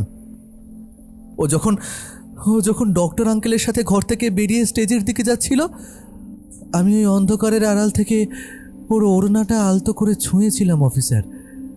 ওই ছোঁয়াটুকুই আমার সারা জীবনের প্রাপ্তি অফিসার। ওর ওড়নার একটা সুতো আমার আঙুলে আটকে চলে এসেছিল। ওটাই আমার কাছে ওর শেষ স্মৃতি। কিন্তু আমি ঘরে ঢুকিনি অফিসার। ইন্দ্রজিৎ চেয়ার একটু হেলান দিয়ে বিক্রমের চোখের দিকে সোজা তাকিয়ে বলে, তুমি ঘরে ঢোকোনি ভালো কথা, কিন্তু তুমি যখন ওই করিডোরের অন্ধকারে লুকিয়েছিলে, তখন তুমি ওই গ্রিন রুমের দরজার দিকে কড়া নজর রাখছিলে, তাই তো? তুমি ওখানকার প্রতিটা মুভমেন্ট দেখেছো। হ্যাঁ, আমি এক মুহূর্তের জন্য চোখ সরাইনি। আমি অন্বেষার ঘরের দরজার দিকেই তাকিয়েছিলাম।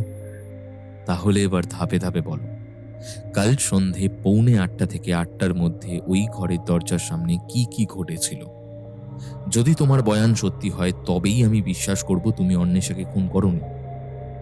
আর যদি মিথ্যে বলো, তবে অন্বেষা রায়ের খুনের দায়ে তোমার ঘাড়ে চাপিয়ে আমি তোমাকে ফাঁসি কাঠে ঝোলাবো। বলো, কি দেখেছিলে? বিক্রমের কপাল বেয়ে টপ টপ করে ঘাম পড়তে লাগলো। সে ঘরের দেওয়ালে ঝোলানো অন্বেষার ছবিগুলোর দিকে একবার তাকালো, যেন ওখান থেকে কোনো শক্তি খোঁজার চেষ্টা করছে। তারপর সে ফিসফিস করে বলতে শুরু করলো, রাত তখন 7:45 বাজতে বড় জোর 4-5 মিনিট বাকি। অন্বেষা আর ওর ওই বুড়ো পারিবারিক ডাক্তার ডক্টর আর্যমান সিংহ রায় দুজনে একসাথে ঘর থেকে বেরোলেন।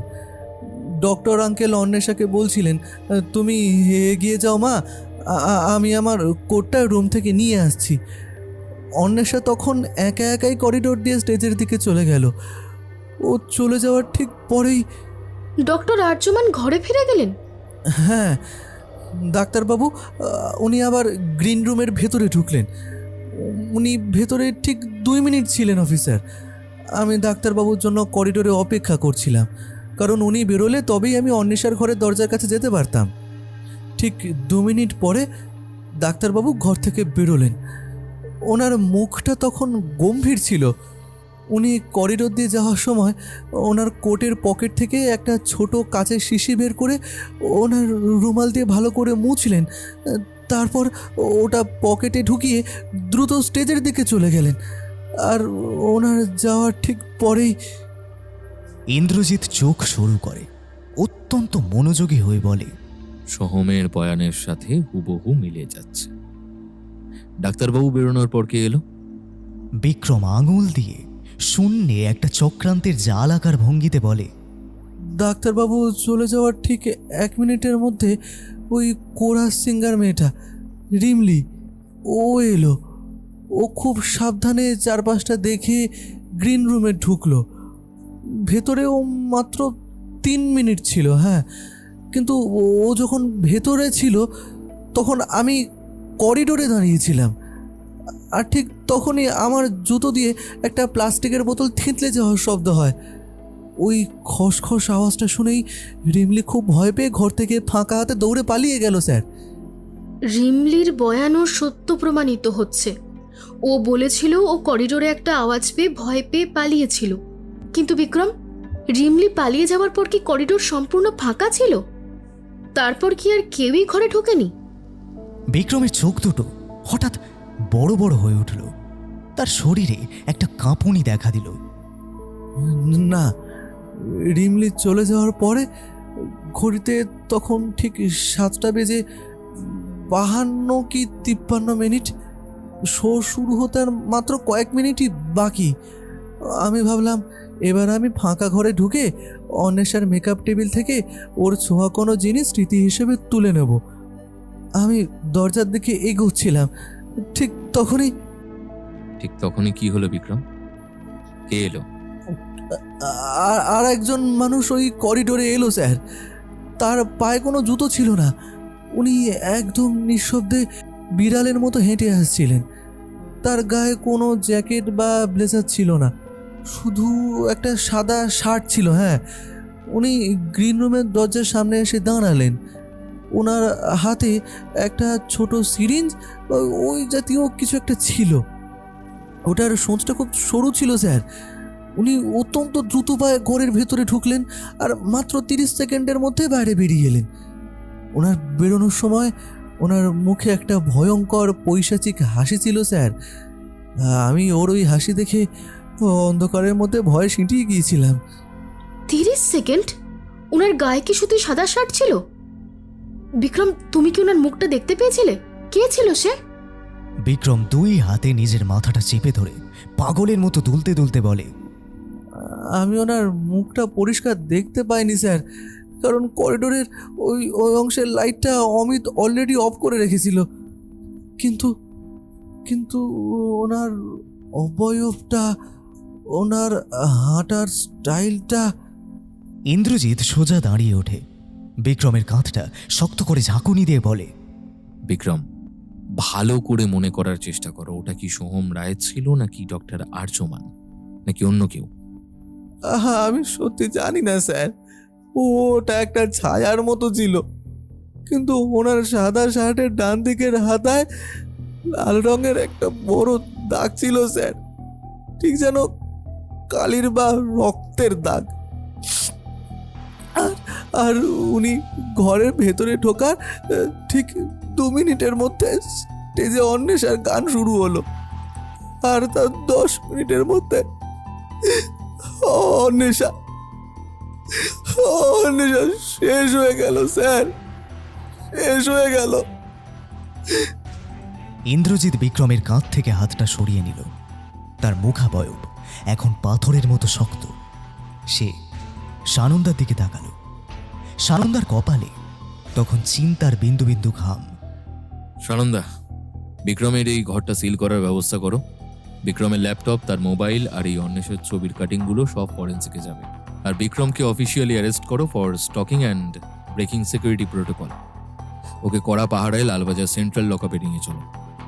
সানন্দা ব্যস্ত হয়ে বিক্রমের হাতে হাত কড়া পড়াতে পড়াতে বলে, স্যার, বিক্রমের এই বয়ানটা যদি সত্যি হয় তবে পুরো কেসটার মোট তো 360 ডিগ্রি ঘুরে গেল। কাল রাতে আমরা ভেবেছিলাম সোহম বা রিমলি বিষ মিশিয়েছে, কিন্তু বিক্রম বলছে 7টা বেজে 52 মিনিটে আর এক তৃতীয় ব্যক্তি ঘরে ঢুকেছিল, যে মাত্র 30 সেকেন্ড ছিল। 30 সেকেন্ডে কেউ ফ্লাস্কের ঢাকনা খুলে বিষ মেশাতে পারে না স্যার? পারে সানন্দা, যদি বিষটা ফ্লাস্কের ভেতরে না মিশিয়ে অন্য কোনোভাবে দেওয়া হয়ে থাকে। মিস্টার বাক্সি রিপোর্টে বলা ছিল ফ্লাস্কের গ্রিন টিতে বিষ পাওয়া গেছে, কিন্তু বিক্রম বলল সেই রহস্যময় ব্যক্তির হাতে একটা সিরিঞ্জ ছিল। একটা সরু ছুঁচে সিরিঞ্জ দিয়ে থার্মোফ্লাক্সের ঢাকনা না খুলেই কি কোনোভাবে বিষ পুশ করা সম্ভব? সানন্দা এক মুহূর্ত ভেবে চোখ বড় বড় করে বলে, ফ্লাস্কের ঢাকনাটা যদি প্লাস্টিক বা রাবারের তৈরি ভায়াল সিস্টেমের হয় তবে ওটার ওপর থেকে সিরিঞ্জ ফুটিয়ে ভিতরে লিকুইড পুশ করা যায়, আর সেটা কোনো আওয়াজ ছাড়াই। কিন্তু স্যার, ওই সাদা শার্ট পরা লোকটাকে? সোহম তো ব্লেজার পরেছিল আর ডক্টর আর্যমানের গায়ে কোট ছিল। ইন্দ্রজিৎ ধীরে ধীরে ঘরের দরজার দিকে এগিয়ে যেতে যেতে এক রহস্যময় হাসির রেখা টেনে বলে, কাল রাতের কনসার্টের একটা ডিটেলও আমার মিস করা চলবে না সানন্দা। সোহম যখন ইন্টারোগেশন রুমে বসেছিল তার ব্লেজারটা খোলা ছিল। তার শার্টের হাতায় কি ছিল আমরা কি ভালো করে দেখেছি? আবার ডক্টর আর্যমান যখন অন্বেষার মৃত্যুর পর স্টেজে দৌড়ে এসেছিলেন, ওনার কৌটোটা কি গায়ে ছিল নাকি ওটা কোনো উনি গ্রিন রুমেই ফেলে এসেছিলেন? আর ওই যে সাদা শার্টের হাতায় লাল দাগ, ওটা কি রক্তের দাগ নাকি অন্য কিছু? তাহলে আমরা এখন কোথায় যাচ্ছি স্যার? লালবাজারে? না, আমরা লালবাজার যাব না। এখন রাত্রির 2:15 আমরা সরাসরি যাব ঢাকুরিয়া আমরি হাসপাতালে, যেখানে অন্বেষা রায়ের ডেড বডিটা রাখা আছে। আমি মিস্টার বাগচিকে ফোন করে মর্গে ডাকছি। অন্বেষার বডির একটা শেষ এবং চূড়ান্ত ইন্সপেকশন আমার নিজের চোখে করা দরকার। বিক্রমের দেওয়া 30 সেকেন্ডের থিওরি আর ওই অজানা ভদ্রলোকের হাতে সিরিঞ্জ, এই দুটো যদি সত্যি হয়, তবে অন্বেষার শরীরে বিষক্রিয়া আর একটা গোপন ক্ষতচিহ্ন থাকার কথা, যা প্রথমবার ডাক্তারদের চোখ এড়িয়ে গেছে। সানন্দা স্করপিও গাড়িটা স্টার্ট দিল। গাড়িটা আবার কলকাতার ভেজা রাস্তা ধরে তীব্র গতিতে ছুটে চলল। রাত ঠিক 3টে। ঢাকুরিয়া আমরি হাসপাতালের ময়নাতদন্ত কক্ষের পরিবেশটা চূড়ান্ত স্তব্ধ এবং হিমশীতল। চারিদিকের স্টিলের টেবিলগুলোর মাঝে একটা টেবিলের ওপর সাদা চাদরে ঢাকা রয়েছে বাংলার সুরের সম্রাজ্ঞী অন্বেষা রায় নিথর দেহ।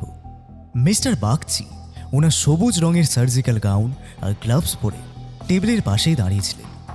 ওনার চোখে তীব্র কৌতূহল। ইন্দ্রজিৎ আর সানন্দা ঘরে ঢুকতে মিস্টার বাগচি চশমাটা নাকের ওপর ঠিক করে নিলেন।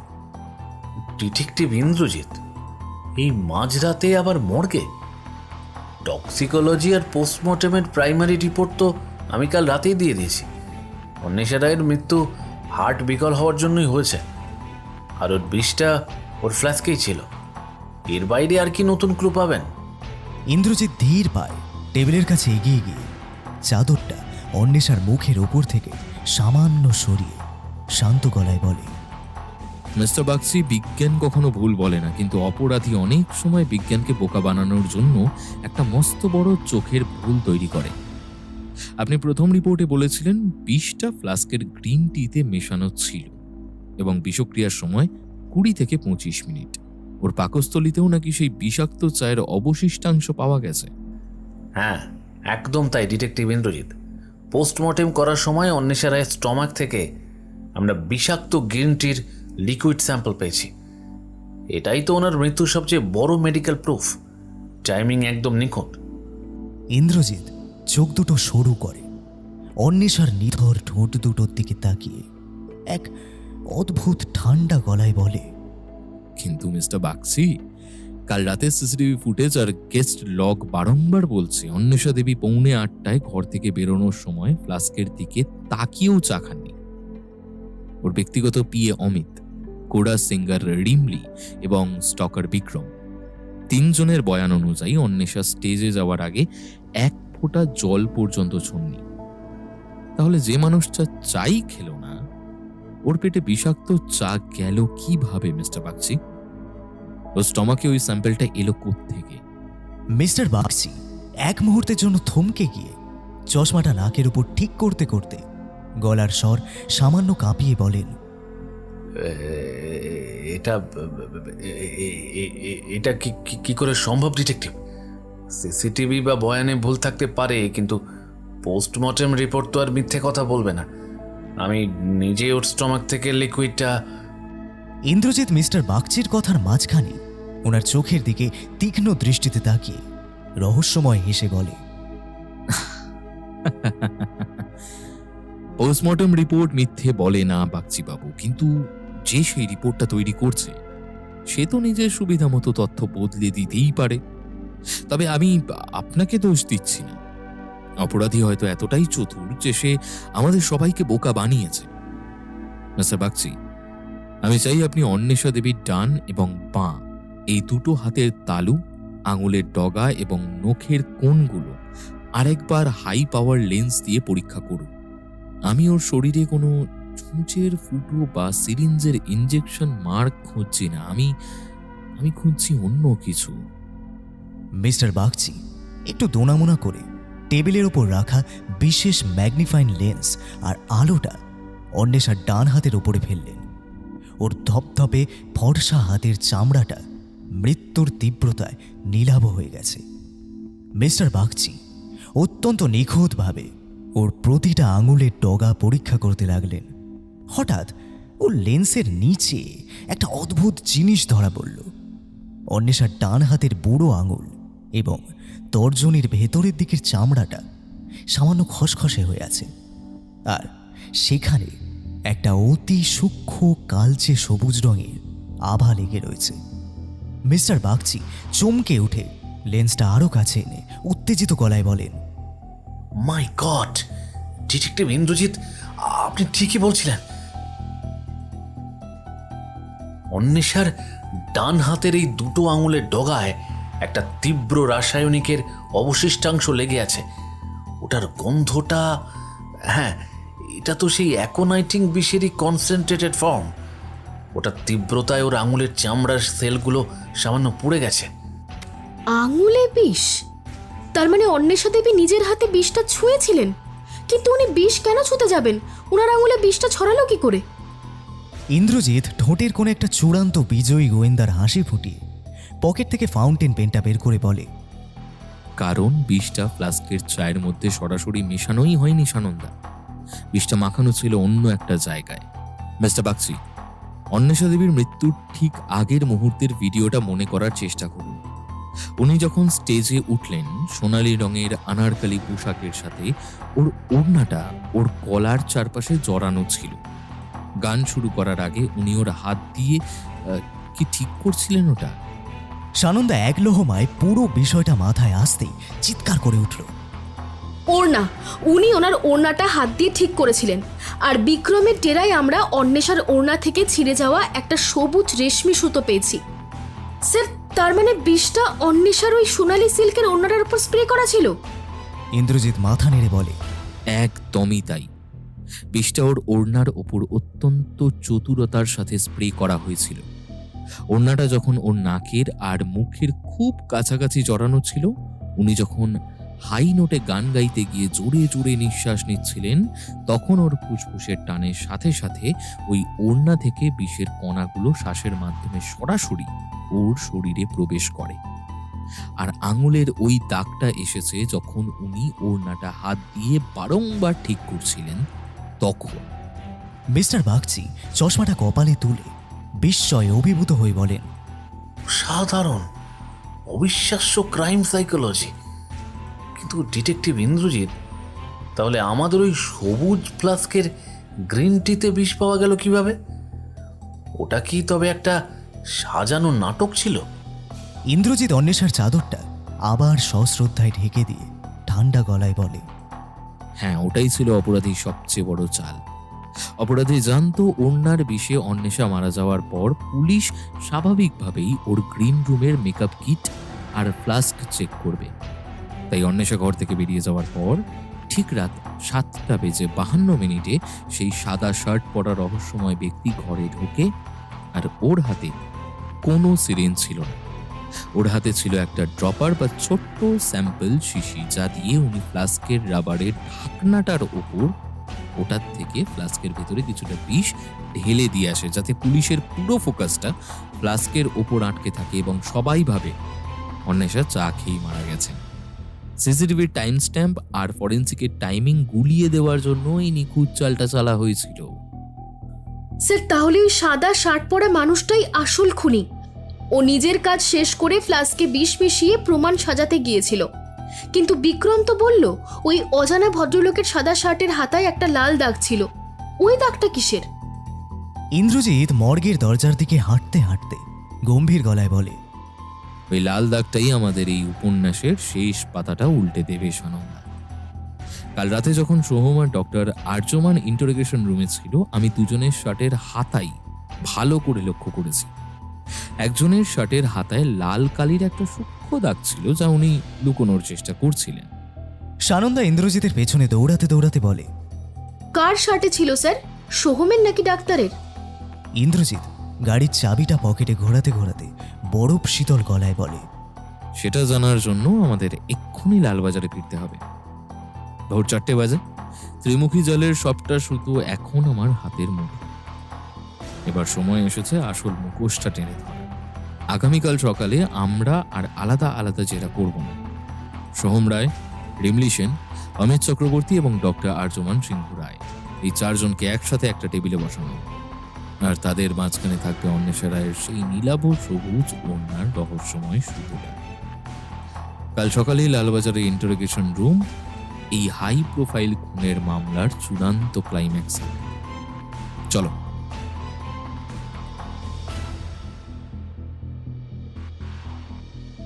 লালবাজারের মূল ইন্টারোগেশন রুমের পরিবেশটা আজ সকাল থেকে চূড়ান্ত থমথমে। জুনের গুমোট গরম আর বাইরের মেঘলা আকাশ মিলে ঘরের ভেতর একটা অদ্ভুত চাপ তৈরি করেছে। ঘরের মাঝখানে রাখা বড় ওভাল টেবিলটার চারধারে বসে আছেন 4 জন প্রধান সন্দেহভাজন: সোহম রায়, ডক্টর আর্যমান সিংহ রায়, রিমলি সেন এবং অমিত চক্রবর্তী। প্রত্যেকের চোখে মুখে বিনিদ্র রাতের ক্লান্তি এবং এক চাপা আতঙ্ক। ঘরের ঠিক এক কোণে নিজের ফাইল বগলে নিয়ে শান্তভাবে দাঁড়িয়ে আছেন ফরেন্সিক হেড মিস্টার বাগচি। ওর মুখে সব সময়কার মতোই একটা পেশাদার এবং ভাবলেশহীন অভিব্যক্তি। টেবিলের ঠিক মাঝখানে রাখা রয়েছে একটা কাঁচের পাত্র, যার ভেতরে জলজল করছে বিক্রমের ডেরা থেকে উদ্ধার হওয়া অন্বেষা রায় সেই সবুজ ওড়নার রেশমি সুতোটা। ইন্দ্রজিৎ আর সানন্দা ঘরে ঢুকল। ইন্দ্রজিতের পরনে আজ হালকা ধূসর রঙের ব্লেজার, চোখে এক অদ্ভুত শান্ত কিন্তু তীক্ষ্ণ দৃষ্টি। ও নিজের চেয়ারটা টেনে বসল। সানন্দা তার ঠিক পেছনে ফাইল হাতে দাঁড়িয়ে রইল। ইন্দ্রজিৎ টেবিলের 4 জনের মুখের দিকে একে একে তাকিয়ে অত্যন্ত ঠান্ডা গলায় বলে, good morning ladies and gentleman. আশা করি লালবাজারের আতিথেয়তায় আপনাদের রাতটা খুব একটা খারাপ কাটেনি। আজ সকালে আমি আপনাদের আলাদা আলাদা করে জেরা করব না, কারণ কাল রাতের পর থেকেই কেসের সমস্ত জট আমার মাথায় জলের মতো পরিষ্কার হয়ে গেছে।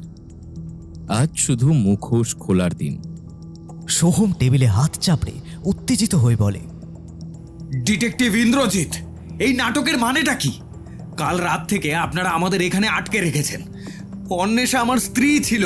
ওর শেষ কৃত্যের ব্যবস্থা করার বদলে আপনারা আমাদের চোরের মতো এখানে বসিয়ে রেখেছেন।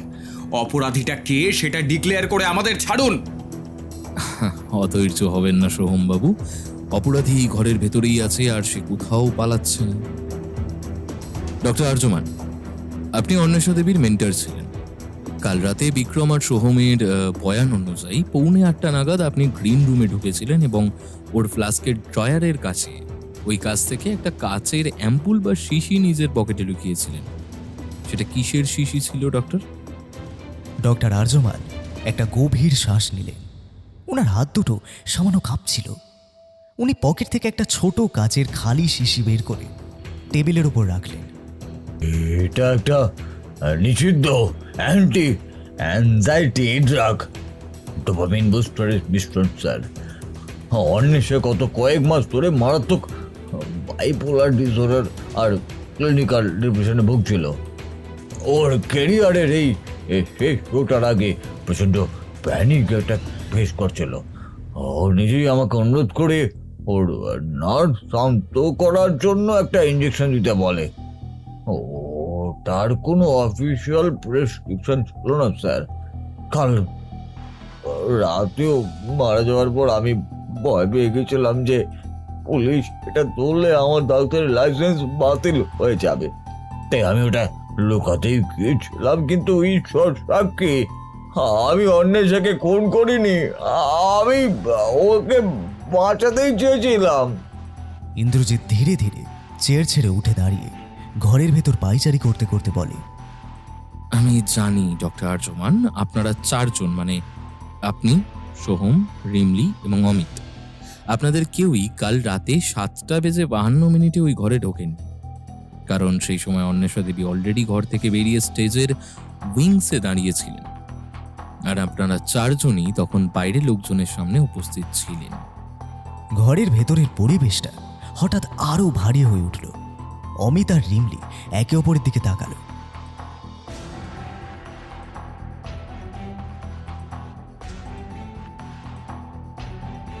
ইন্দ্রজিৎ টেবিলের মাঝখানে এসে দাঁড়িয়ে নিজের পকেট থেকে একটা ফাউন্টেন পেন বের করে মিস্টার বাগচির দিকে তাকালো। কি মিস্টার বাগচি, আপনার কি মনে হয় বিষটা ফ্লাস্কে কে দিল? মিস্টার বাগচি চশমাটা নাকের ওপর একটু ঠিক করে নিলেন।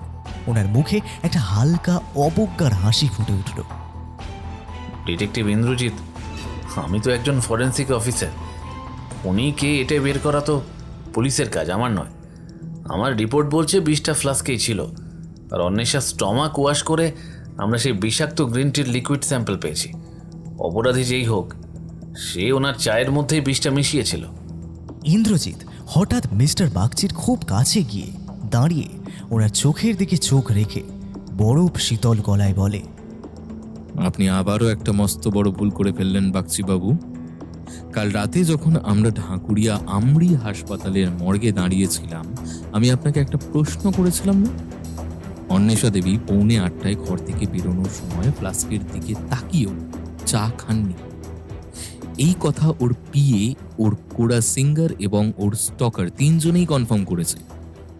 তাহলে যে মানুষটা এক ফোঁটা চাও খেলো না, ওর পাকস্থলীতে বিষাক্ত গ্রিন টি এলো কোত্থেকে? মিস্টার বাগচির মুখের পেশিগুলো হঠাৎ শক্ত হয়ে গেল। ওনার কপালে এক ফোঁটা ঘাম দেখা দিল। মিস্টার বাগচি গলার স্বর স্বাভাবিক রাখার চেষ্টা করে বলে, আমি কি করে জানবো? আমি কি ডিটেকটিভ? মেডিকেল রিপোর্টে যা এসেছে আমি তাই লিখেছি। হয়তো উনি সিসিটিভির আড়ালে অন্য কোনো সময় চা খেয়েছিলেন। ইন্দ্রজিৎ হঠাৎ সিংহের মতো গর্জে উঠে টেবিলে চাপড় মেরে বলে, মিথ্যে কথা। অন্বেষা দেবী চা খাননি। ওর পাকস্থলীতে ওই বিষাক্ত চায়ের লিকুইড স্যাম্পেলটা অন্বেষা নিজে খাননি বাগচি বাবু। ওটা ওর মৃত্যুর পর ওর মুখের ভেতর জোর করে পুশ করা হয়েছিল। আর এই কাজটা অন্য কেউ নয়, আপনি নিজে করেছিলেন। সোহম, আর্যমান এবং বাকিরা হতবম্ব হয়ে সিট ছেড়ে দাঁড়িয়ে পড়ল। সানন্দা ঘরের দরজাটা লক করে দিল। আরে আরে আপনার মাথা খারাপ হয়ে গেছে ডিটেকটিভ। আমি কেন অন্বেষা দেবীকে মারতে যাব? আর আমি তো ঘটনার পর অফিসিয়ালি বডি ইন্সপেকশন করতে ঘরে ঢুকেছিলাম। হ্যাঁ, আপনি সেই ব্যক্তি যিনি রাত 7:52 নিজের জুতো খুলে মোজা পায়ে সিসিটিভি ক্যামেরার ব্লাইন্ড স্পট ব্যবহার করে গ্রিন রুমে ঢুকেছিলেন। আপনার হাতে কোনো সিরিঞ্জ ছিল না, ছিল একটা ড্রপার আর একটা বিষের শিশি। আপনি তো ওড়নায় বিষটা অনেক আগেই বিকেলবেলা গ্রিন রুম ফাঁকা থাকার সুযোগে স্প্রে করে রেখেছিলেন, কিন্তু আপনি জানতেন ওড়নার বিষে অন্বেষা স্টেজে মারা যাওয়ার পর পুলিশ স্বাভাবিকভাবেই ওর গ্রিন রুমের মেকআপ কিট আর ফ্লাস্ক চেক করবে। যদি ফ্লাস্কে বিষ না পাওয়া যায়, তবে পুলিশের সন্দেহ সরাসরি ওর পোশাক আর ওড়নার দিকে চলে যাবে। তাই পুলিশকে বিভ্রান্ত করতে আর নিজের অপরাধ ঢাকতে আপনি রাত 7:52 ঘরে ঢুকে ওই ফ্লাস্কের ভেতরে বিষ ঢেলে আসেন। আর শুধু তাই নয়, অন্বেষা মারা যাওয়ার পর প্রথম যখন আপনি বডি চেক করার বাহানায় ঘরে ঢোকেন, তখন নিজের সাথে আনা ড্রপার দিয়ে মৃত অন্বেষার মুখের ভেতর কিছুটা বিষাক্ত গ্রিন টি পুশ করে দেন, যাতে ময়না তদন্তের রিপোর্টে ওটা লিখে পুরো কেসটা ফ্লাস্কের দিকে ঘুরিয়ে দেওয়া যায়। আর সবচেয়ে বড় প্রমাণ হলো সিসিটিভি ফুটেজ। মিস্টার বাগচি, লালবাজারের টেকনিক্যাল টিম যখন সিসিটিভি ফুটেজের ব্যাকআপ ফাইলটা আপনার ল্যাবে পাঠিয়েছিল, আপনি নিজে কম্পিউটারে বসে ওই নির্দিষ্ট 30 সেকেন্ডের ডিজিটাল ফাইলটা ফ্রেম ড্রপ করিয়ে ডিলিট করে দিয়েছিলেন এবং রিপোর্টে ওটাকে একটা টেকনিক্যাল গ্লিচ বলে চালিয়ে দিয়েছিলেন। কিন্তু আপনি জানতেন না, গ্রিন রুমের উল্টো দিকের অন্ধকার বাথরুমে লুকিয়ে থাকা বিক্রম সোম তার নিজের চোখে আপনাকে ওই সাদা শার্ট পরে ঘরে ঢুকতে দেখে ফেলেছিল। অলিক গল্প। একটা সাইকো স্টকারের কথার কোনো আইনি মূল্য নেই। বিক্রম বলেছিল সেই লোকটার সাদা শার্টের হাতায় লাল দাগ ছিল। সাদা শার্ট না হয় আমি পরেছিলাম, কিন্তু লাল দাগ কোথা থেকে পাবেন আপনি? আর বিকেলবেলা সিসিটিভি ফুটেজ তো অক্ষত আছে। সেখানে কি আমাকে ওড়নায় বিষ মাখাতে দেখা গেছে? লাল দাগের খোঁজে আপনাকে আর ছটফট করতে হবে না বাগচি বাবু। কাল রাতে হাসপাতালের মর্গে দাঁড়িয়ে আমি যখন সানন্দাকে বলেছিলাম যে সন্দেহভাজনদের কারোর একজনের শার্টে আমি লাল দাগ লুকিয়ে রাখতে দেখেছি, সেটা আসলে ছিল আপনাকে একটা মনস্তাত্ত্বিক ফাঁদে ফেলার টোপ। আমি জানতাম আপনি ওই কথা বললে মনে মনে একবারের জন্য হলেও নড়বড়ে হয়ে যাবেন নিজের সত্যিটা শুনে। আর সেই অভিব্যক্তিটাই আমার দরকার ছিল। যেটা আমি পেয়েছিলাম আর বুঝে নিয়েছিলাম আমার আন্দাজ নির্ভুল। আর বাকি রইল বিকেল বেলার সিসিটিভি ফুটেজ। ওটাই তো আপনার ওভার কনফিডেন্সের সবচেয়ে বড় প্রমাণ। তাহলে একজন ফরেন্সিক হেড হয়েও অপরাধ ঘটার আগে বিকেলবেলা অহেতুক আপনি ওই গ্রিন রুমে কি করছিলেন?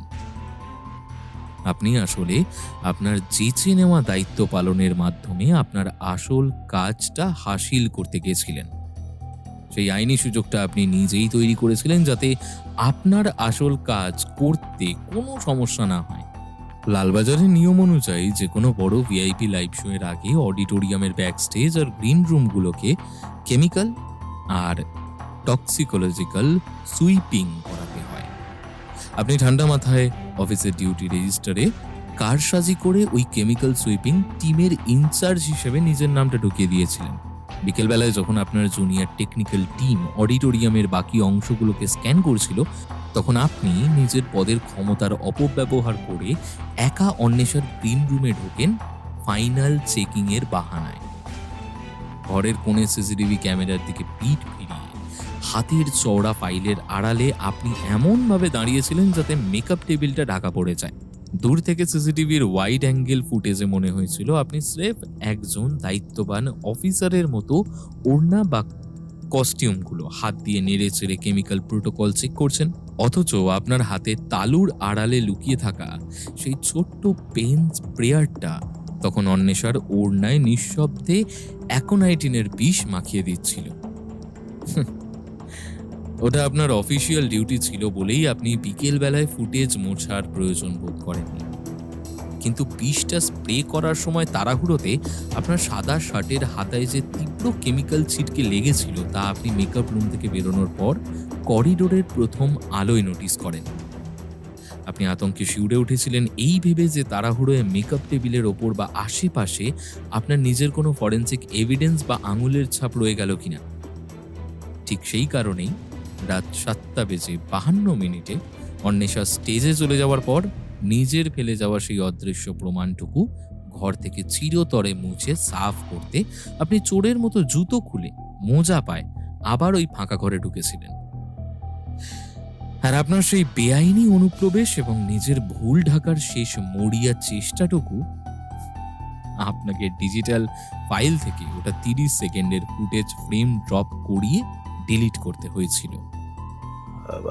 আপনি আপনি স্রেফ অভিনয় করছিলেন আমার সামনে? তার মানে কাল রাত থেকে ওই মর্গে লাশের পাশে দাঁড়ানো, সিসিটিভি ডিলিট হওয়া নিয়ে আমায় প্রশ্ন করা সবটাই নাটক ছিল? আপনি প্রথম থেকেই আমার এই কেমিক্যাল সুইপিংয়ের চালটা ধরে ফেলেছিলেন? ইন্দ্রজিৎ তীক্ষ্ণ দৃষ্টিতে তাকিয়ে এক অদ্ভুত ঠান্ডা গলায় বলে, হ্যাঁ বাগচিবাবু, আমি প্রথম থেকেই জানতাম আপনি খুনি।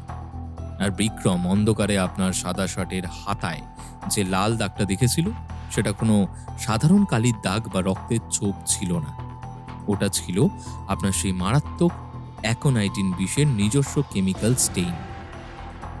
বিকেলবেলা যখন আপনি ফাঁকা গ্রিন রুমে ঢুকে অন্বেষা দেবীর ওড়নাটায় বিষ স্প্রে করেছিলেন, তখন তাড়াহুড়ো করতে গিয়ে বিষাক্ত তরলের কয়েকটা ফোঁটা আপনার নিজেরই সাদা শার্টের হাতায় ছিটকে লেগেছিল। রাসায়নিক প্রতিক্রিয়ায় কাপড়ের ওই জায়গাটা তৎক্ষণাৎ কালচে লাল হয়ে পুড়ে যায়। যা রাত 7:52 ফ্লাস্কে বিষ মেশাতে যাওয়ার সময় বিক্রম ওখানকার আবছা আলোয় লক্ষ্য করেছিল।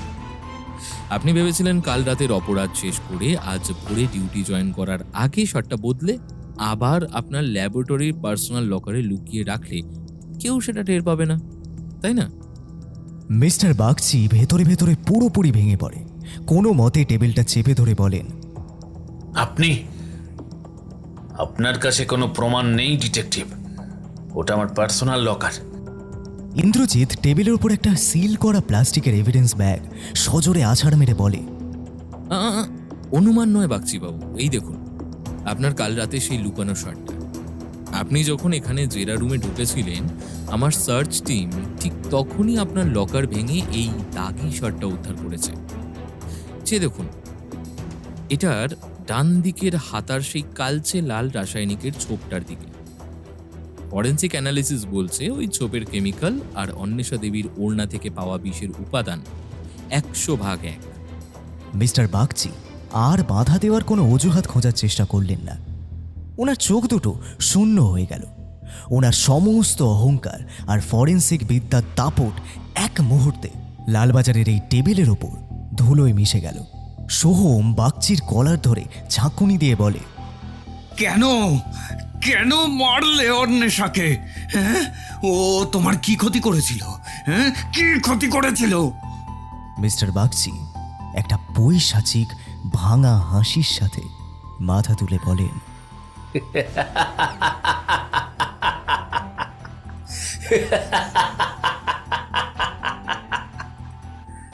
ক্ষতি? ও আমার জীবনটা ছাড়খাড় করে দিয়েছিল সোহম বাবু। মনে পড়ে 5 বছর আগের কথা। আমার একটা তরুণী মেয়ে ছিল, অনন্যা বাগচি। অন্বেষার মতোই একজন প্রতিভাবান গায়িকা হতে চেয়েছিল, কিন্তু আপনার মিউজিক কোম্পানি আর অন্বেষার স্টারডমের দাপটে আমার মেয়েটার কেরিয়ার শুরু হওয়ার আগেই ধ্বংস হয়ে যায়। অন্বেষা নিজের ক্ষমতা খাটিয়ে অনন্যার সমস্ত কন্ট্রাক্ট বাতিল করিয়ে দিয়েছিল। অপমানে অবসাদে আমার মেয়েটা আত্মহত্যা করে। ঘরের ভেতরে সবাই স্তব্ধ হয়ে গেল। মিস্টার বাগচির চোখ দিয়ে তখন জল পড়ছে, কিন্তু ওনার গলায় প্রতিশোধের আগুন। কিন্তু বাগচিবাবু ওড়নায় বিষ মাখানো থাকলে অন্বেষা নিজে বা ওর মেকআপ টিমের কেউ ওটার গন্ধ পেল না কেন? অ্যাকোনাইটিন তো ওড়নায় স্প্রে করার পর একটা হালকা রাসায়নিক গন্ধ ছাড়ার কথা।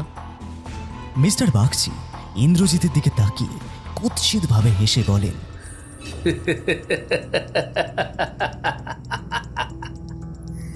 এখানেই তো একজন সাধারণ অপরাধীর সাথে ফরেন্সিক হেডের পার্থক্য, ডিটেকটিভ। আমি কেমিক্যালের রিয়াকশন নিজের নখদর্পণে রাখি।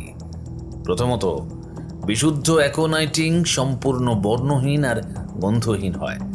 দ্বিতীয়ত, কোনো রকমের ঝুঁকি না নেওয়ার জন্য বিকেলে ওড়নাটায় বিষ স্প্রে করার ঠিক পরেই আমি ওটার ওপর অন্বেষারই মেকআপ টেবিল থেকে ওর প্রিয় কড়া ফ্রেঞ্চ পারফিউমটা স্প্রে করে দিয়েছিলাম।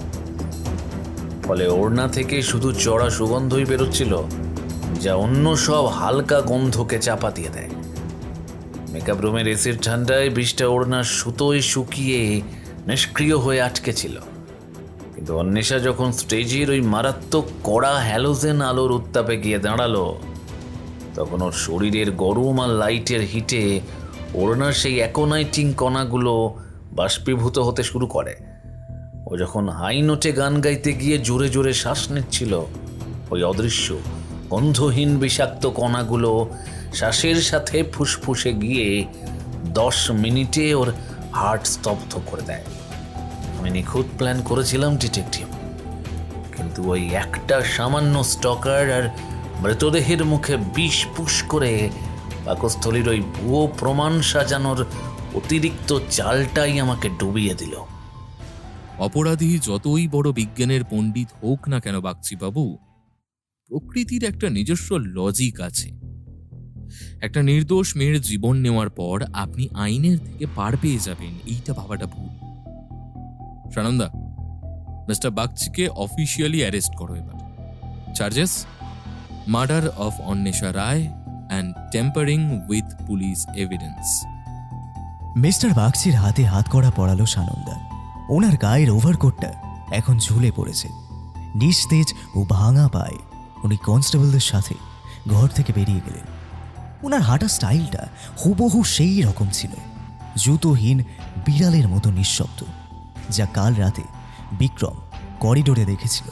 ওর অপরাধের দাপট এক মুহূর্তে লালবাজারের এই টেবিলের ওপর ধুলোয় মিশে গেল। ঘরে তখন এক শ্মশান নীরবতা। সোহম টেবিলের ওপর মাথা নিচু করে ফুঁপিয়ে কাঁদছে। ডক্টর আর্যমান তার কাঁধে হাত দিয়ে সান্ত্বনা দিচ্ছেন। সানন্দা, মিস্টার বাগচিকে সেন্ট্রাল লকআপে পাঠানোর ব্যবস্থা করো। ওনার কোর্ট ফরওয়ার্ডিং আর জেলের কাগজগুলো রেডি করো। আর হ্যাঁ, বিক্রম সোমকে আজ বিকেলের পার্সোনাল বন্ডে ছেড়ে দেওয়ার আইনি ব্যবস্থা করো।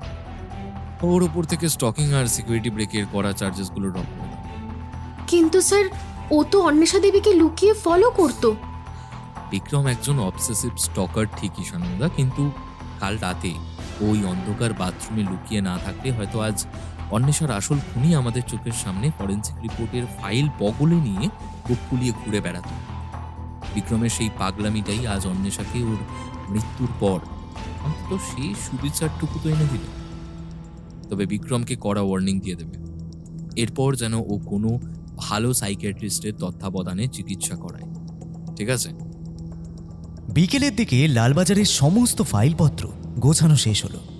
ধোঁয়া ওঠা দুটো কফির মাগ হাতে ইন্দ্রজিতের কেবিনে ঢুকলো সানন্দা। ইন্দ্রজিৎ তখন জানালার বাইরে কলকাতার ব্যস্ত রাস্তার দিকে তাকিয়ে আছেন। সানন্দা কফির মাগটা তার টেবিলের উপর রেখে বলল, সব কাজ শেষ স্যার, মিস্টার বাগচিকে অফিসিয়ালি জেলে পাঠানো হয়েছে। কিন্তু আমি একটা কথা ভাবছি স্যার, একজন নামী ফরেন্সিক হেড হয়ে উনি নিজের জীবনটা এভাবে শেষ করে দিলেন। ইন্দ্রজিৎ জানালা থেকে ঘুরে দাঁড়িয়ে কফির মাগে একটা চুমুক দিল। তার চোখ দুটো আজ বড্ড শান্ত, এক গভীর বিষাদে ভরা। আমি মিস্টার বাগচির মেয়ে অনন্যা ডায়েরিটা পড়ছিলাম সানন্দা। মেয়েটার গলায় অসাধারণ সুর ছিল। আসলে মিস্টার বাগচির এই অপরাধের পেছনে মূলত একটা বাবার হেরে যাওয়ার যন্ত্রণা লুকিয়েছিল। নিজের একমাত্র মেয়ের সফল না হওয়া, ক্ষমতার দাপটে কেরিয়ার নষ্ট হওয়া, আর চোখের সামনে ওর আত্মহত্যার মতো পরপর কয়েকটা বড় ধাক্কা ওনাকে মানসিকভাবে সম্পূর্ণ বিকৃত করে দিয়েছিল। ইন্দ্রজিৎ একটু থেমে আবার জানালার বাইরে তাকালো। বাস্তবেও তো এই নোংরা খেলাটা রোজ চলে সানন্দা। যার হাতে ক্ষমতা আর অর্থ আছে সে প্রতিভা না থাকলেও জোর খাটিয়ে এগিয়ে যায়, আর যার ক্ষমতা নেই কিন্তু খাঁটি ট্যালেন্ট আছে সেই সিস্টেমের ক্ষমতার দাপটে পিষে গিয়ে নিজেকে আর বিকাশ করতে পারে না, ধীরে ধীরে শেষ হয়ে যায়। অনন্যাও এই নিষ্ঠুর বাস্তবতারই বলি হয়েছিল। ওনার মেয়ের প্রতি হওয়া অন্যায়টা তো তাহলে সত্যিই ছিল স্যার।